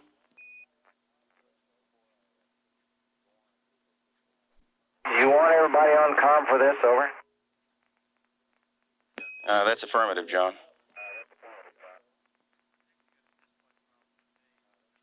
Out in the back.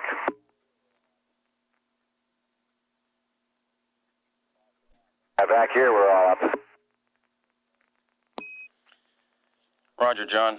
Let me give you everyone in Space Lab. Congratulations on the mission. It's going very well so far. I want to give you just a very short news summary of what's going on in the world to keep you guys in touch. From Beirut, this is the UPI press release. From Beirut, Lebanon, American warplanes bombed Syrian positions in Lebanon for the first time Sunday. 2 American jets were downed, with 1 pilot rescued at sea and returned to ship, and 2 in Syrian hands. Following the attack, artillery barrages in Beirut killed 8 Marines and wounded 2 others. President Reagan said Sunday that he ordered the massive U.S. bombing raid on Syrian positions near Beirut in response to an unprovoked attack on U.S. reconnaissance aircraft yesterday. President Reagan said the attack was needed to protect Americans in Lebanon and vowed to do the same again. From Houston, 2 handyman astronauts fixed a broken furnace and a mapping camera aboard Space Lab Sunday as the crew prepared to sleep in constant daylight for the rest of the flight. The astronauts also prepared for an unprecedented hookup for talks Monday with President Reagan and West Chancellor Helmut Kohl. That's the extent of the news I'm going to send up to you, John. At this time, if there are any questions that any member of the crew have on the upcoming presidential teleconference, why don't you go ahead and give them to us now, and we'll try and answer them for you. Over. I don't think we have any. Roger, John. We copy. And you can expect the voice check at 21:30. We'll go ahead and turn air to ground 1 back over to Marshal Ops. And Columbia, Houston, again on air to ground 1, fuel cell purge for 2100. You want a fuel cell purge at 2100? Correction, John, the 2000 fuel cell purge. We don't see it down here. You can go ahead and do it any time.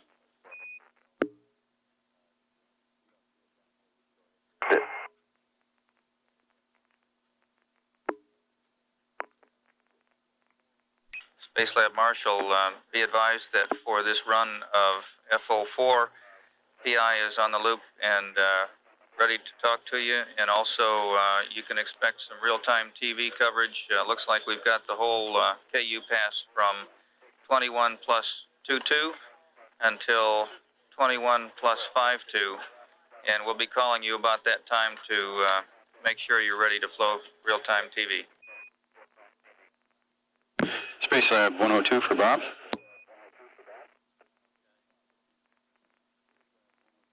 Space Lab, say again. Bob, this is X102. Got a couple of questions for you while you're working setting up the targets on FO2 Alpha.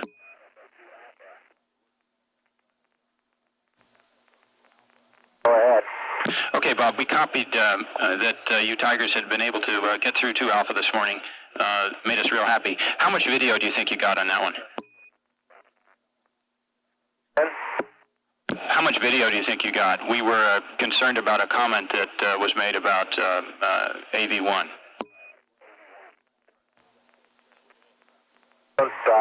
I can't understand what you're saying. We'll talk about that when we get home. Just want to understand did you get full video on that run?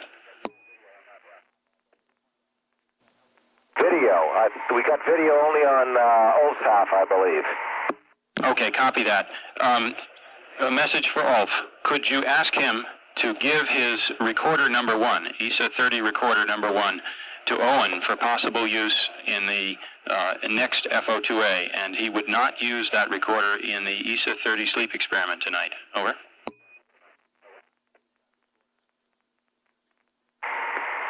Okay. Good, that's it. This is Ulf speaking. I'm happy to do that, but I mean that is a question you have to talk. You have to discuss with Green. Yeah, we have, Ulf, and it's all set. Harry's happy to do it. And you have one less box to wear. Over.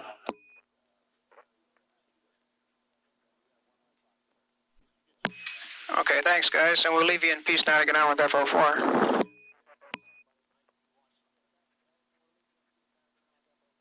Yeah.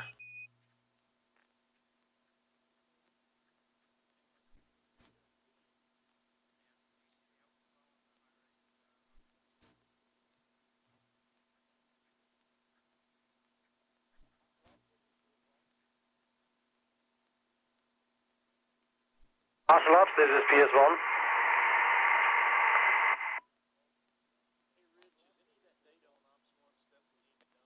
And Ulf, did you happen to get a footage counter reading before you changed the tape? Footage counter of the old or of the new tape? The old. I think it was 860. 860? Yeah. Thank you.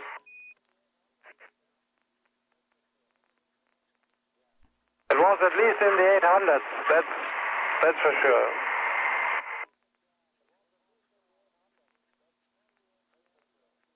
But I checked it, it was totally at the end of the cassette.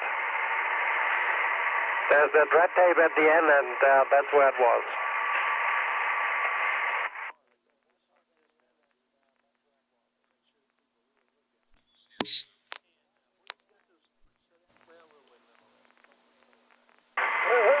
Chuck is 300 systems available.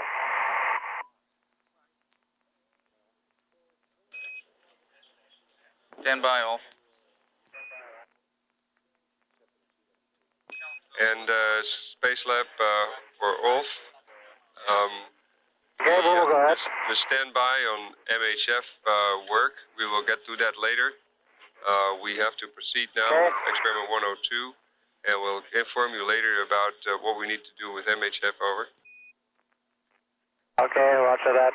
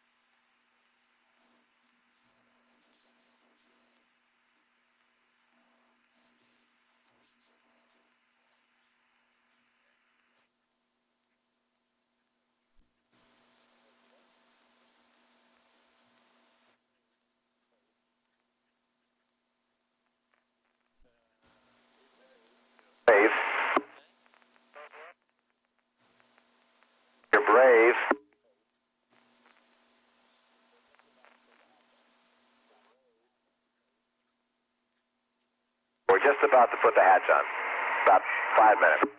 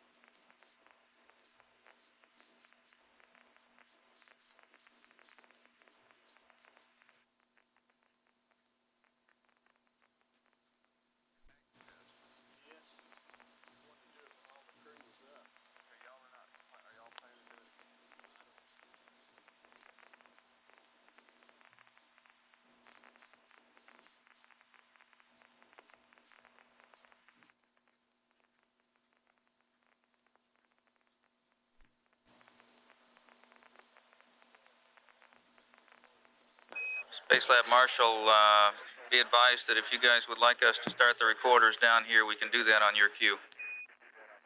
Loud and clear.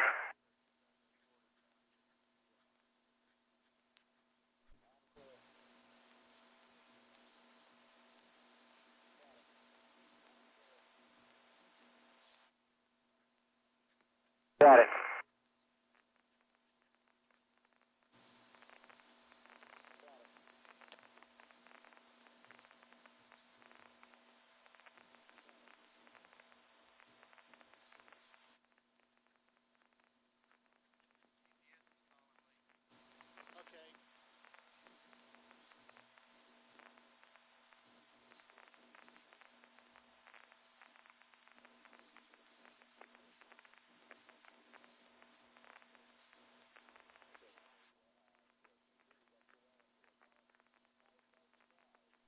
Okay, POTUS, we got through that one too. It caught us by surprise, almost.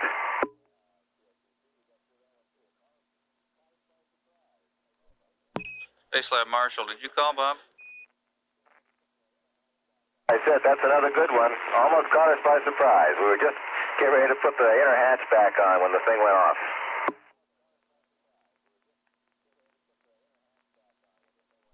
Houston, Space Lab, Underground 1.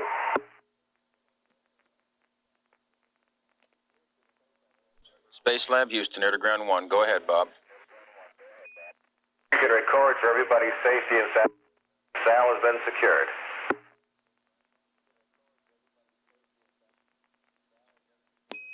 Roger, Space Lab. Bob, we copy. The SAL has been secured.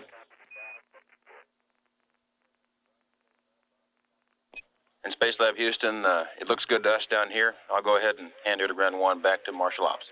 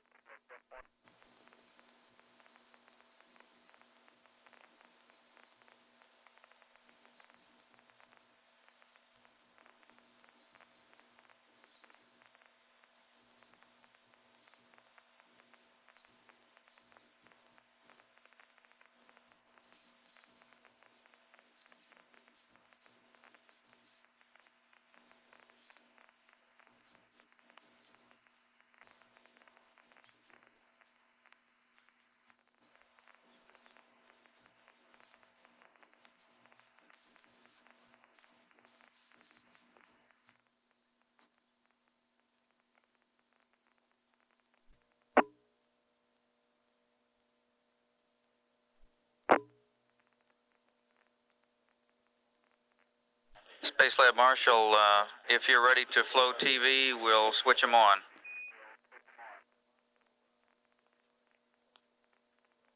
TV for what? TV 18. Real time. Of what? Awareness of position.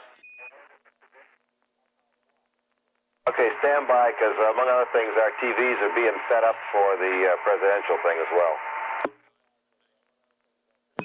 And also, Marshal Ops to Space Lab for Bob, be advised that we need to close the cover of the SWA. 33 is stopped now, right? Okay, we done with the metric camera for a while? Yes, for a while, but leave the camera over there because we'll have some surprises after this for you. Okay. That we just went over.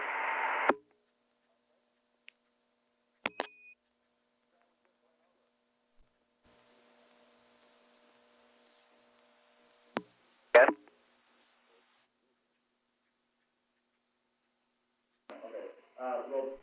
David, can you hear me?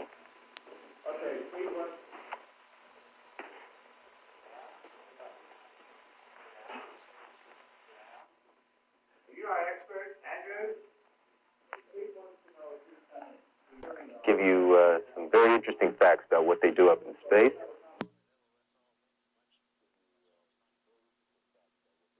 In Washington.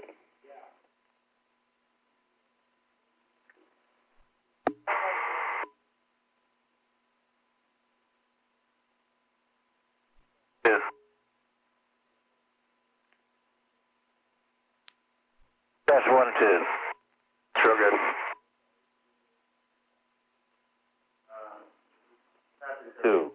USIA Studios in Washington.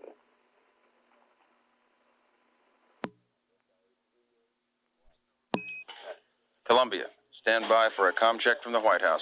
Over. Standing by. Okay.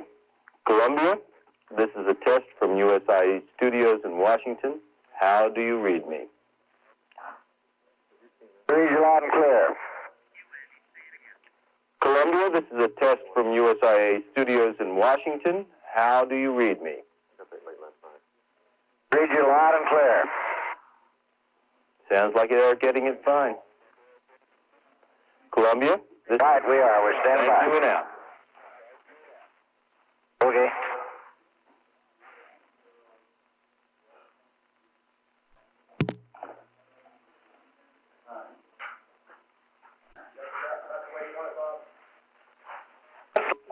The more details we know about when you're going to happen, the better off we're going to be. We can try to tell them to set it up with split screen. And we'll just have to see how it works. If it works, it works. If it doesn't, well, it's still works. Yep. Good morning. This is CBS News calling from the Oval Office of the White House. CBS News from the Oval Office of the White House. Do you hear us? Board to Space Lab and Columbia, we hear you loud and clear. Fine, thank you very much. We'll look forward to hearing your remarks with the President in a little while. Roger. You see the kind of delay you get into with it? Yeah, that's that much delay. Yeah. Columbia, Houston, good show. Comm check seem to have gone well. I'd like to let you know that no trim 3 burn is required, and we plan to see you next through TDRS at 2235. And we have one more note for you. Stand by. No trim 3 burn. Outstanding. We really must have rocked that one. That's affirmative, John, and stand by for one more note. Standing by.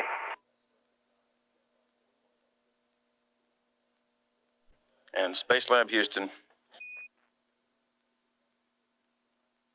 Go ahead, over. Roger, for Space Lab, we would like you to take the SAL control panel signal switch to on. Check up on me, huh? Okay. Roger, Bob.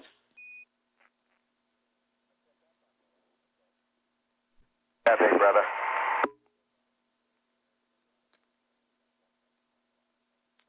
Space Lab Houston, good show, Bob. We see it, and at this time we're going to turn Interground 1 back to Marshal Ops. Thanks again. Okay, now wait, do you want me to leave? Signal on or turn it back off again? Space Lab Houston, we'd like you to leave the signal power switch on.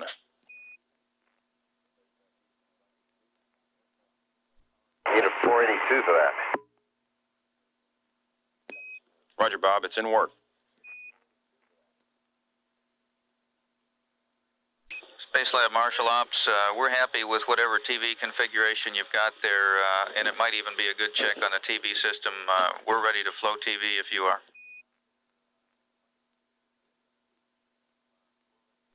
We're still configured. Roger.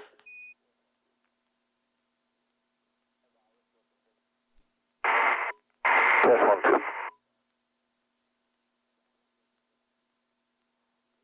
Space Lab Houston for Bob. Where'd you go? Roger, Bob. We'd like you to turn the SWA heaters off for now, please.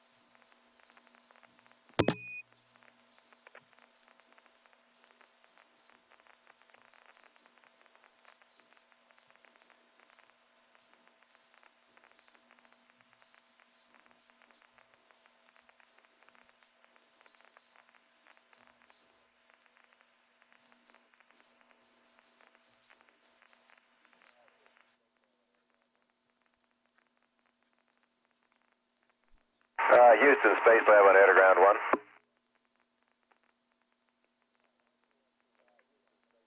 This is Houston. Go ahead, Bob.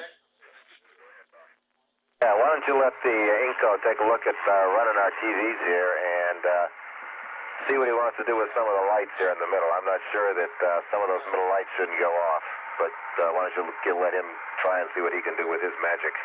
Okay, stand by.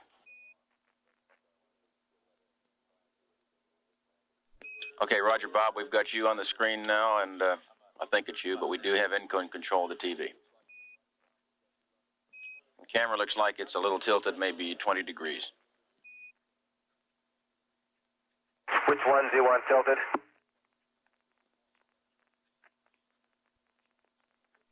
Plus 1, 2. Yeah, a little bit more in the same direction.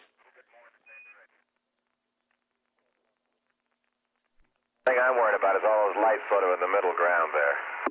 Roger, Bob. Rotation looks okay now. We'd like you to pan the camera slightly to the left at this time. I think people are going to be back in the back beyond where Byron is right now.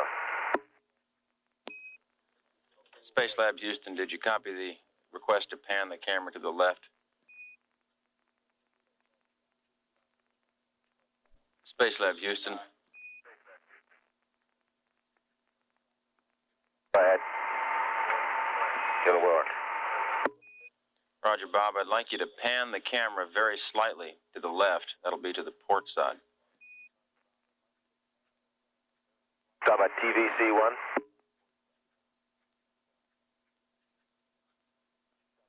Yeah, that's affirmative, Bob. TVC1 slightly to the left. Is that okay? Negative. Go a little more to the left. Good show, Bob. That looks good. We're working on the lights right now. Okay, there are some blooming spots.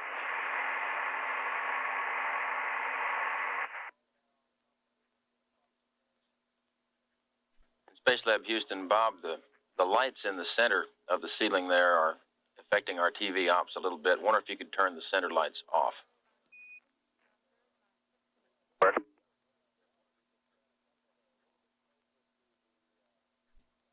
little bit of middle ground light. We can turn a couple that are a little bit closer to the camera that you might zoom past. Roger, Bob. Sounds like a good idea. Why don't you give it a try? Space Lab, Houston, your lighting looks good now, Bob. I'd like you to leave it like it is. Okay, thank you.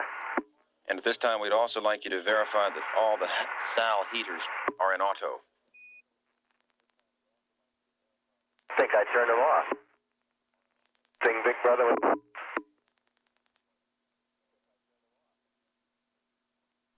And Space Lab and Columbia, Houston, we're going TDRS LOS. We'll see you next at 22:55. Correction, that'll be 22:35, Space Lab. Okay, you want 22:35. SAL heater's gone to auto. Roger, Bob, we copy.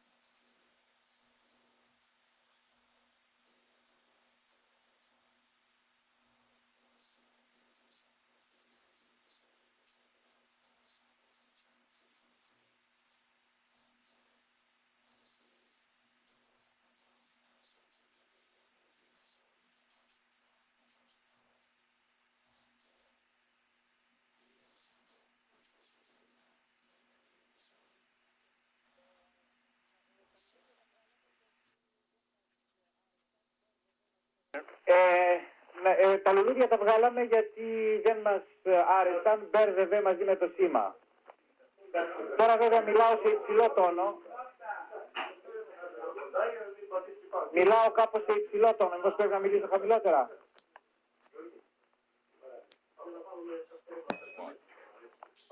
Hello, Athens. This is Houston. Go ahead. Over, Houston.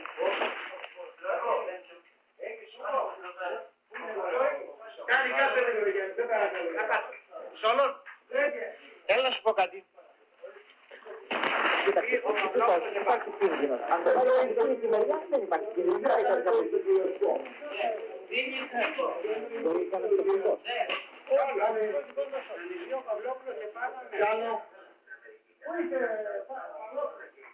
Εκεί. Εκεί, έτσι όπως το πράγμα. Η εικόνα μου βγαίνει στην Αμερική τώρα, έτσι. Ναι, Αμερική και μην μετακινηθείτε παρακαλώ. Όχι. Δεν μετακινούμε. Βγαίνω στην Αμερική τώρα. Εντάξει, αυτό θέλω εγώ. Να μιλάμε λίγο, εντάξει, να μιλάτε. Ναι, μιλάω κάπως σε υψηλό τόνο ή θέλεις λιγάκι χαμηλότερα. Ένα μικρόφωνο πετυχαίνετε. Ένα μικρόφωνο. Ναι, ναι. Εδώ. Ναι. Δεν ξέρω αν μιλάω σε κανονικό τόνο και δεν ξέρω πόσο η φωνή μου είναι. Hello, Athens. This is Houston. Radio check. Over. Λοιπόν, Μανώπος ανέβηκε, δεν είναι εδώ. Το καμαράκι είναι, μιλάει με την Αμερικάνα. Τελειώσατε με την, πώς λένε. Από τα ακουστικά δεν ακούω τίποτε. Τελειώσατε με την μεταφορά. Ο Σκύρος κάτι λέει τώρα, δεν ξέρω. Από τα ακουστικά δεν ακούω τίποτε αυτή τη στιγμή.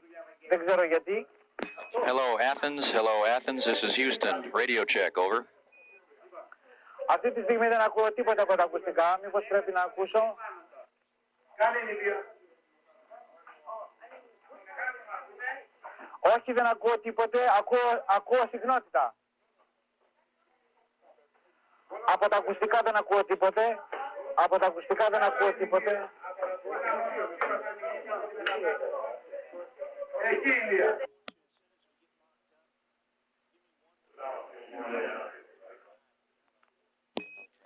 Hello, Athens. This is Houston. Capcom.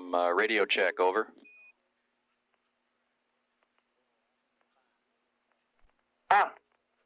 Οκ.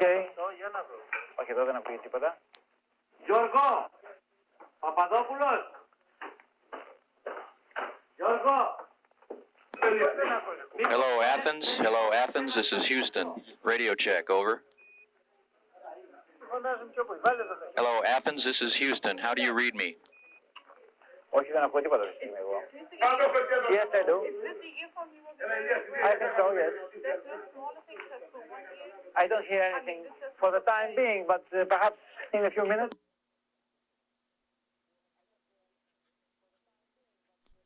The technician, the electronics.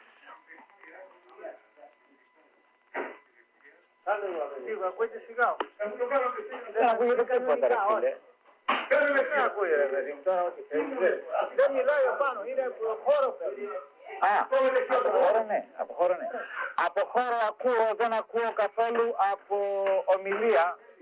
Δεν μιλάει μεταφράστρια, γι' αυτό. Μήπως πρέπει να μιλήσει μεταφράστρια να δω αν ακούω. Σκέψου τώρα ότι αυτή τη στιγμή η εικόνα μου βγαίνει στην Αμερική. Το τι συγκίνηση αισθάνομαι δεν λέγεται.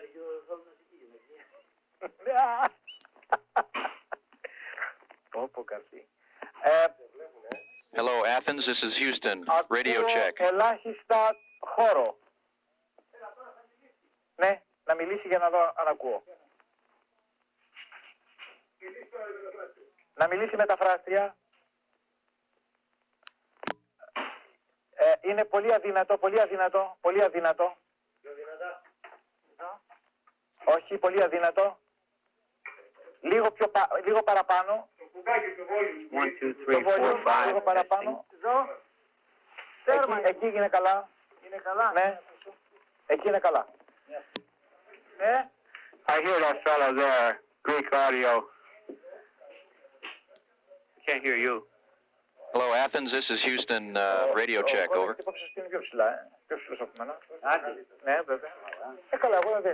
Mike, I think I had the earphones on. Cut it off. Is it okay? Hello, Athens. This is Houston. Radio check. Over. Athens, Houston. How do you read? Ναι.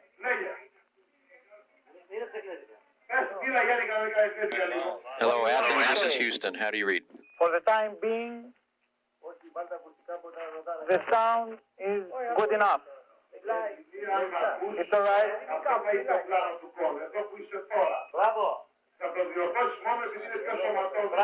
Hello, Athens. This is Houston. How do you read me now? Είναι στο πουλτσόλμα. Φύγε όλων. Hello, Athens. This is Houston. We read you loud and clear. How do you read me? Να το κάνει κίτρινο, πες να το κάνει κίτρινο. Έλα, ακούω, έλα εδώ και εσύ, αλλά να μιλήσει με κανονική στάθμη. Διότι δεν μιλάει με κανονική στάθμη, παίρνω χώρο. Βάλτε στο που κάνω το... Να μιλήσει κανονικά, να μου πίνει 5-6 λέξεις. Όχι εκεί, γιατί εκεί θα στο βγάλει οπωσδήποτε. Hello, Athens. Hello, Athens. This is Houston. We read you loud and clear. How do you read me? I also will ask you, when I say that we'll take our next questions in our regular rotating order, do I have to say who is coming up next?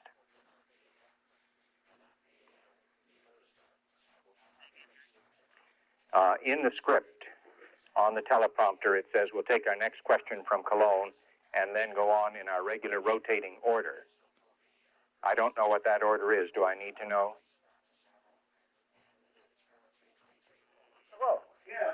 Μήπως τυχόν το σήμα πρέπει να γίνει κίτρινο, εδώ δεν πολύ φαίνεται, δεν ξέρω απάνω.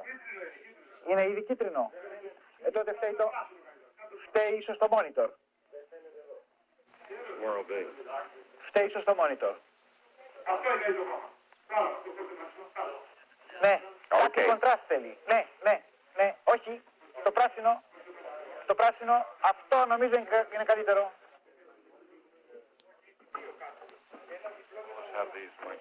Hello, Athens. This is Houston. How do you read me? Στο monitor το καλύτερο νομίζω που είδα μέχρι στιγμής, όχι, το πιο καλό για μένα είναι το πράσινο γιατί κάνει ένα κοντράστ. Το πρασινοπό. Hello, Athens. This is Houston. Radio check. Over. Up to you.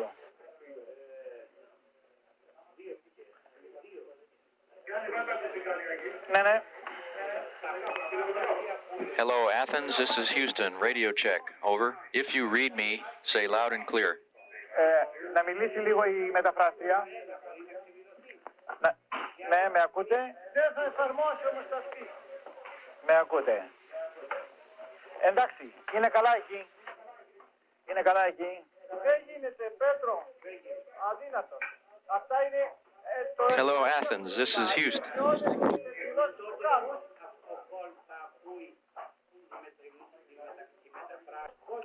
Όχι. Ακούω την κοπέλα και την...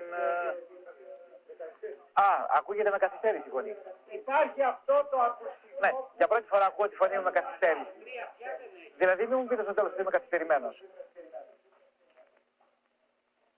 Ναι, νομίζω ότι είναι εντάξει. Αυτό είναι από πάνω στο δεκόλεπτο που πρέπει να μιλήσω από Παπαδόπουλο. Αυτό πρέπει να είναι από την Αμερική. Κοίταξε, αυτή τη στιγμή ακούγε... Να, κι εγώ ακούω. Κάνει ανακοίτηση. Αλλά έχει ένα θόρυβο, μπορεί να είναι από την Αμερική αυτό.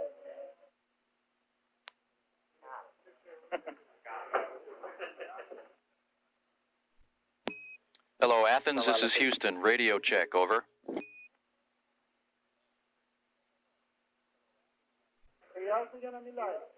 Έχω ένα επάνω μου. Έχω εδώ ένα. Ο Παυλόπουλος θα έχει βάλει, μπορεί να ρωτήσει τον Παυλόπουλο λίγο, για αυτή τη λεπτομέρεια. Αυτό είναι πρωτοφανές να ακούγεται με καθυστέρηση η φωνή μου. Αλλά και πολύ ωραίο. Εσένα Γιάννη, η εικόνα σου έχει πάει στην Αμερική ή όχι? This is the United States Information Agency in Washington, D.C., transmitting via satellite over the program audio circuits.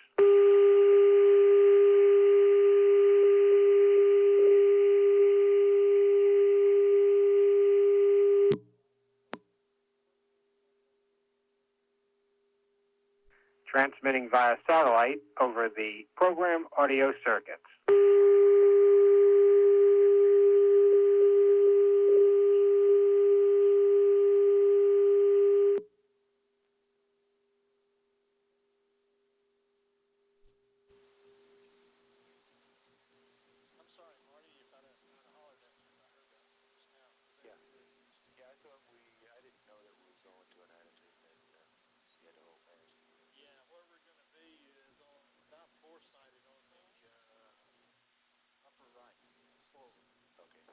Success. All right? All right. Close.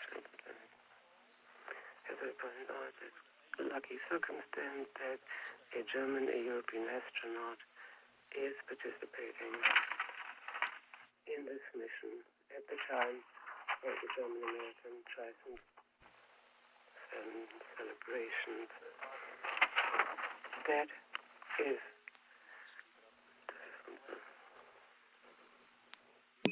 Colin Houston on air to ground 1, say again.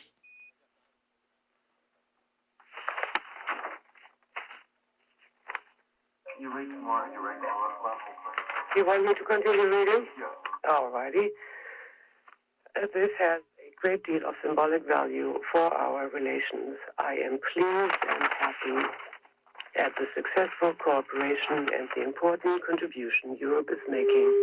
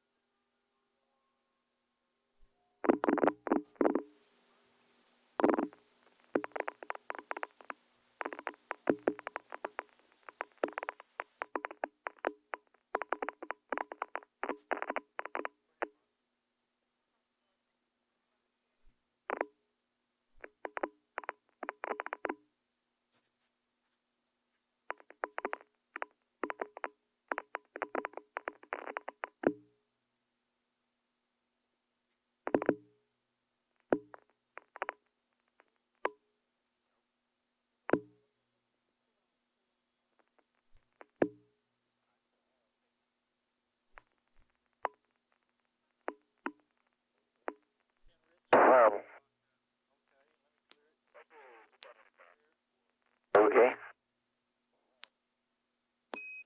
Columbia, Houston, with you, Tidris, for 58 minutes. It's loud and clear. Okay, John, as soon as we have command capability on KU here, we're going to switch to the camera on the middeck. And of course, we'll have command of the cameras the whole pass, but we need to check that camera out the first 10 minutes here. And also, during the first 10 minutes of this pass, you can expect some comm checks.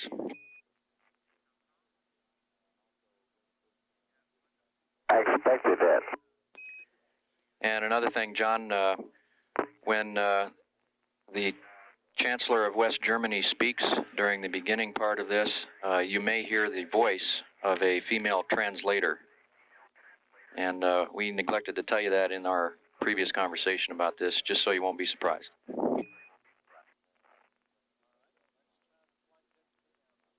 It surprised me, it might surprise Brewster. Okay.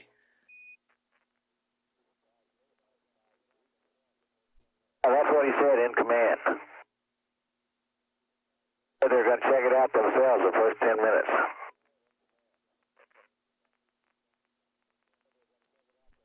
And Columbia, Houston, John, we got a picture there for about 2-3 seconds on the middeck. It looked pretty dark. We've lost the picture now. We'll let you know how it comes back. Okay.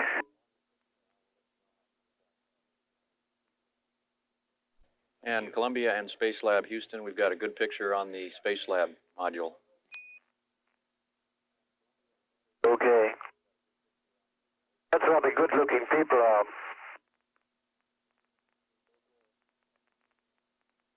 Good-looking young people.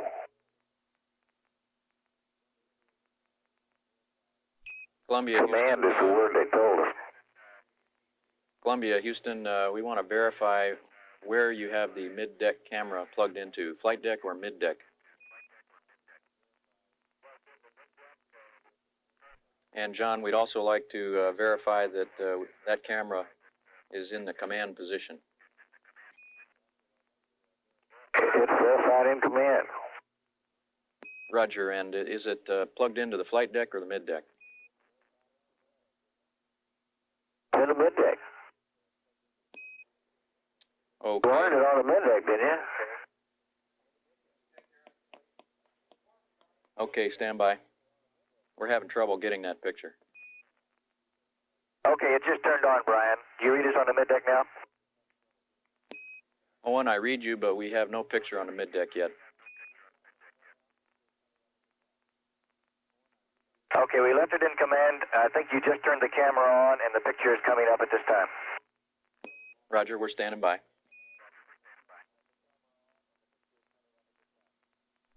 The camera is on, but our monitor is also just showing white snow. Roger, we're still working it. There's the picture. Okay, we got a picture. I'm over the peak. We've got a picture now on the mid-deck. It looks pretty good, except, Bob, where you have your head right now is a dark area. If you can bring it down about a foot, it's a little lighter down there, and we can see you better.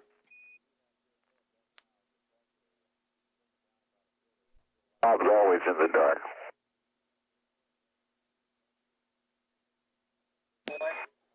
We aren't going to touch that one. Okay, we're getting good TV now, both on the mid-deck and back and forth between mid-deck and Space Lab. So we're pretty happy with how the TV is set up. And in about, in the next 5 minutes, you can expect some comm checks. Roger that. And while we're waiting for the comm checks from Washington, we'd like to get a comm check right now with the 3 folks on the Space Lab, one at a time. Pyongyang, 1, 2, 3, 4, 4, 3, 2, 1. That's on intercom. Transmits, 1, 2, 3, 4, 4, 3, 2, 1. Loud and clear, John. How about Byron? Okay, Brian, here's 1, 2, 3, 4, 3, 4, 3, 2, 1 on transmit. Roger, loud and clear. And Ulf? This is Ulf, 1, 2, 3, 4, 3, 2, 1, 0. How do you read? Got you loud and clear, Ulf.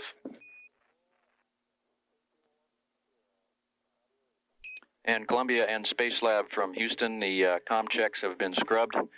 And in about 2 minutes, we'll hand you over as is.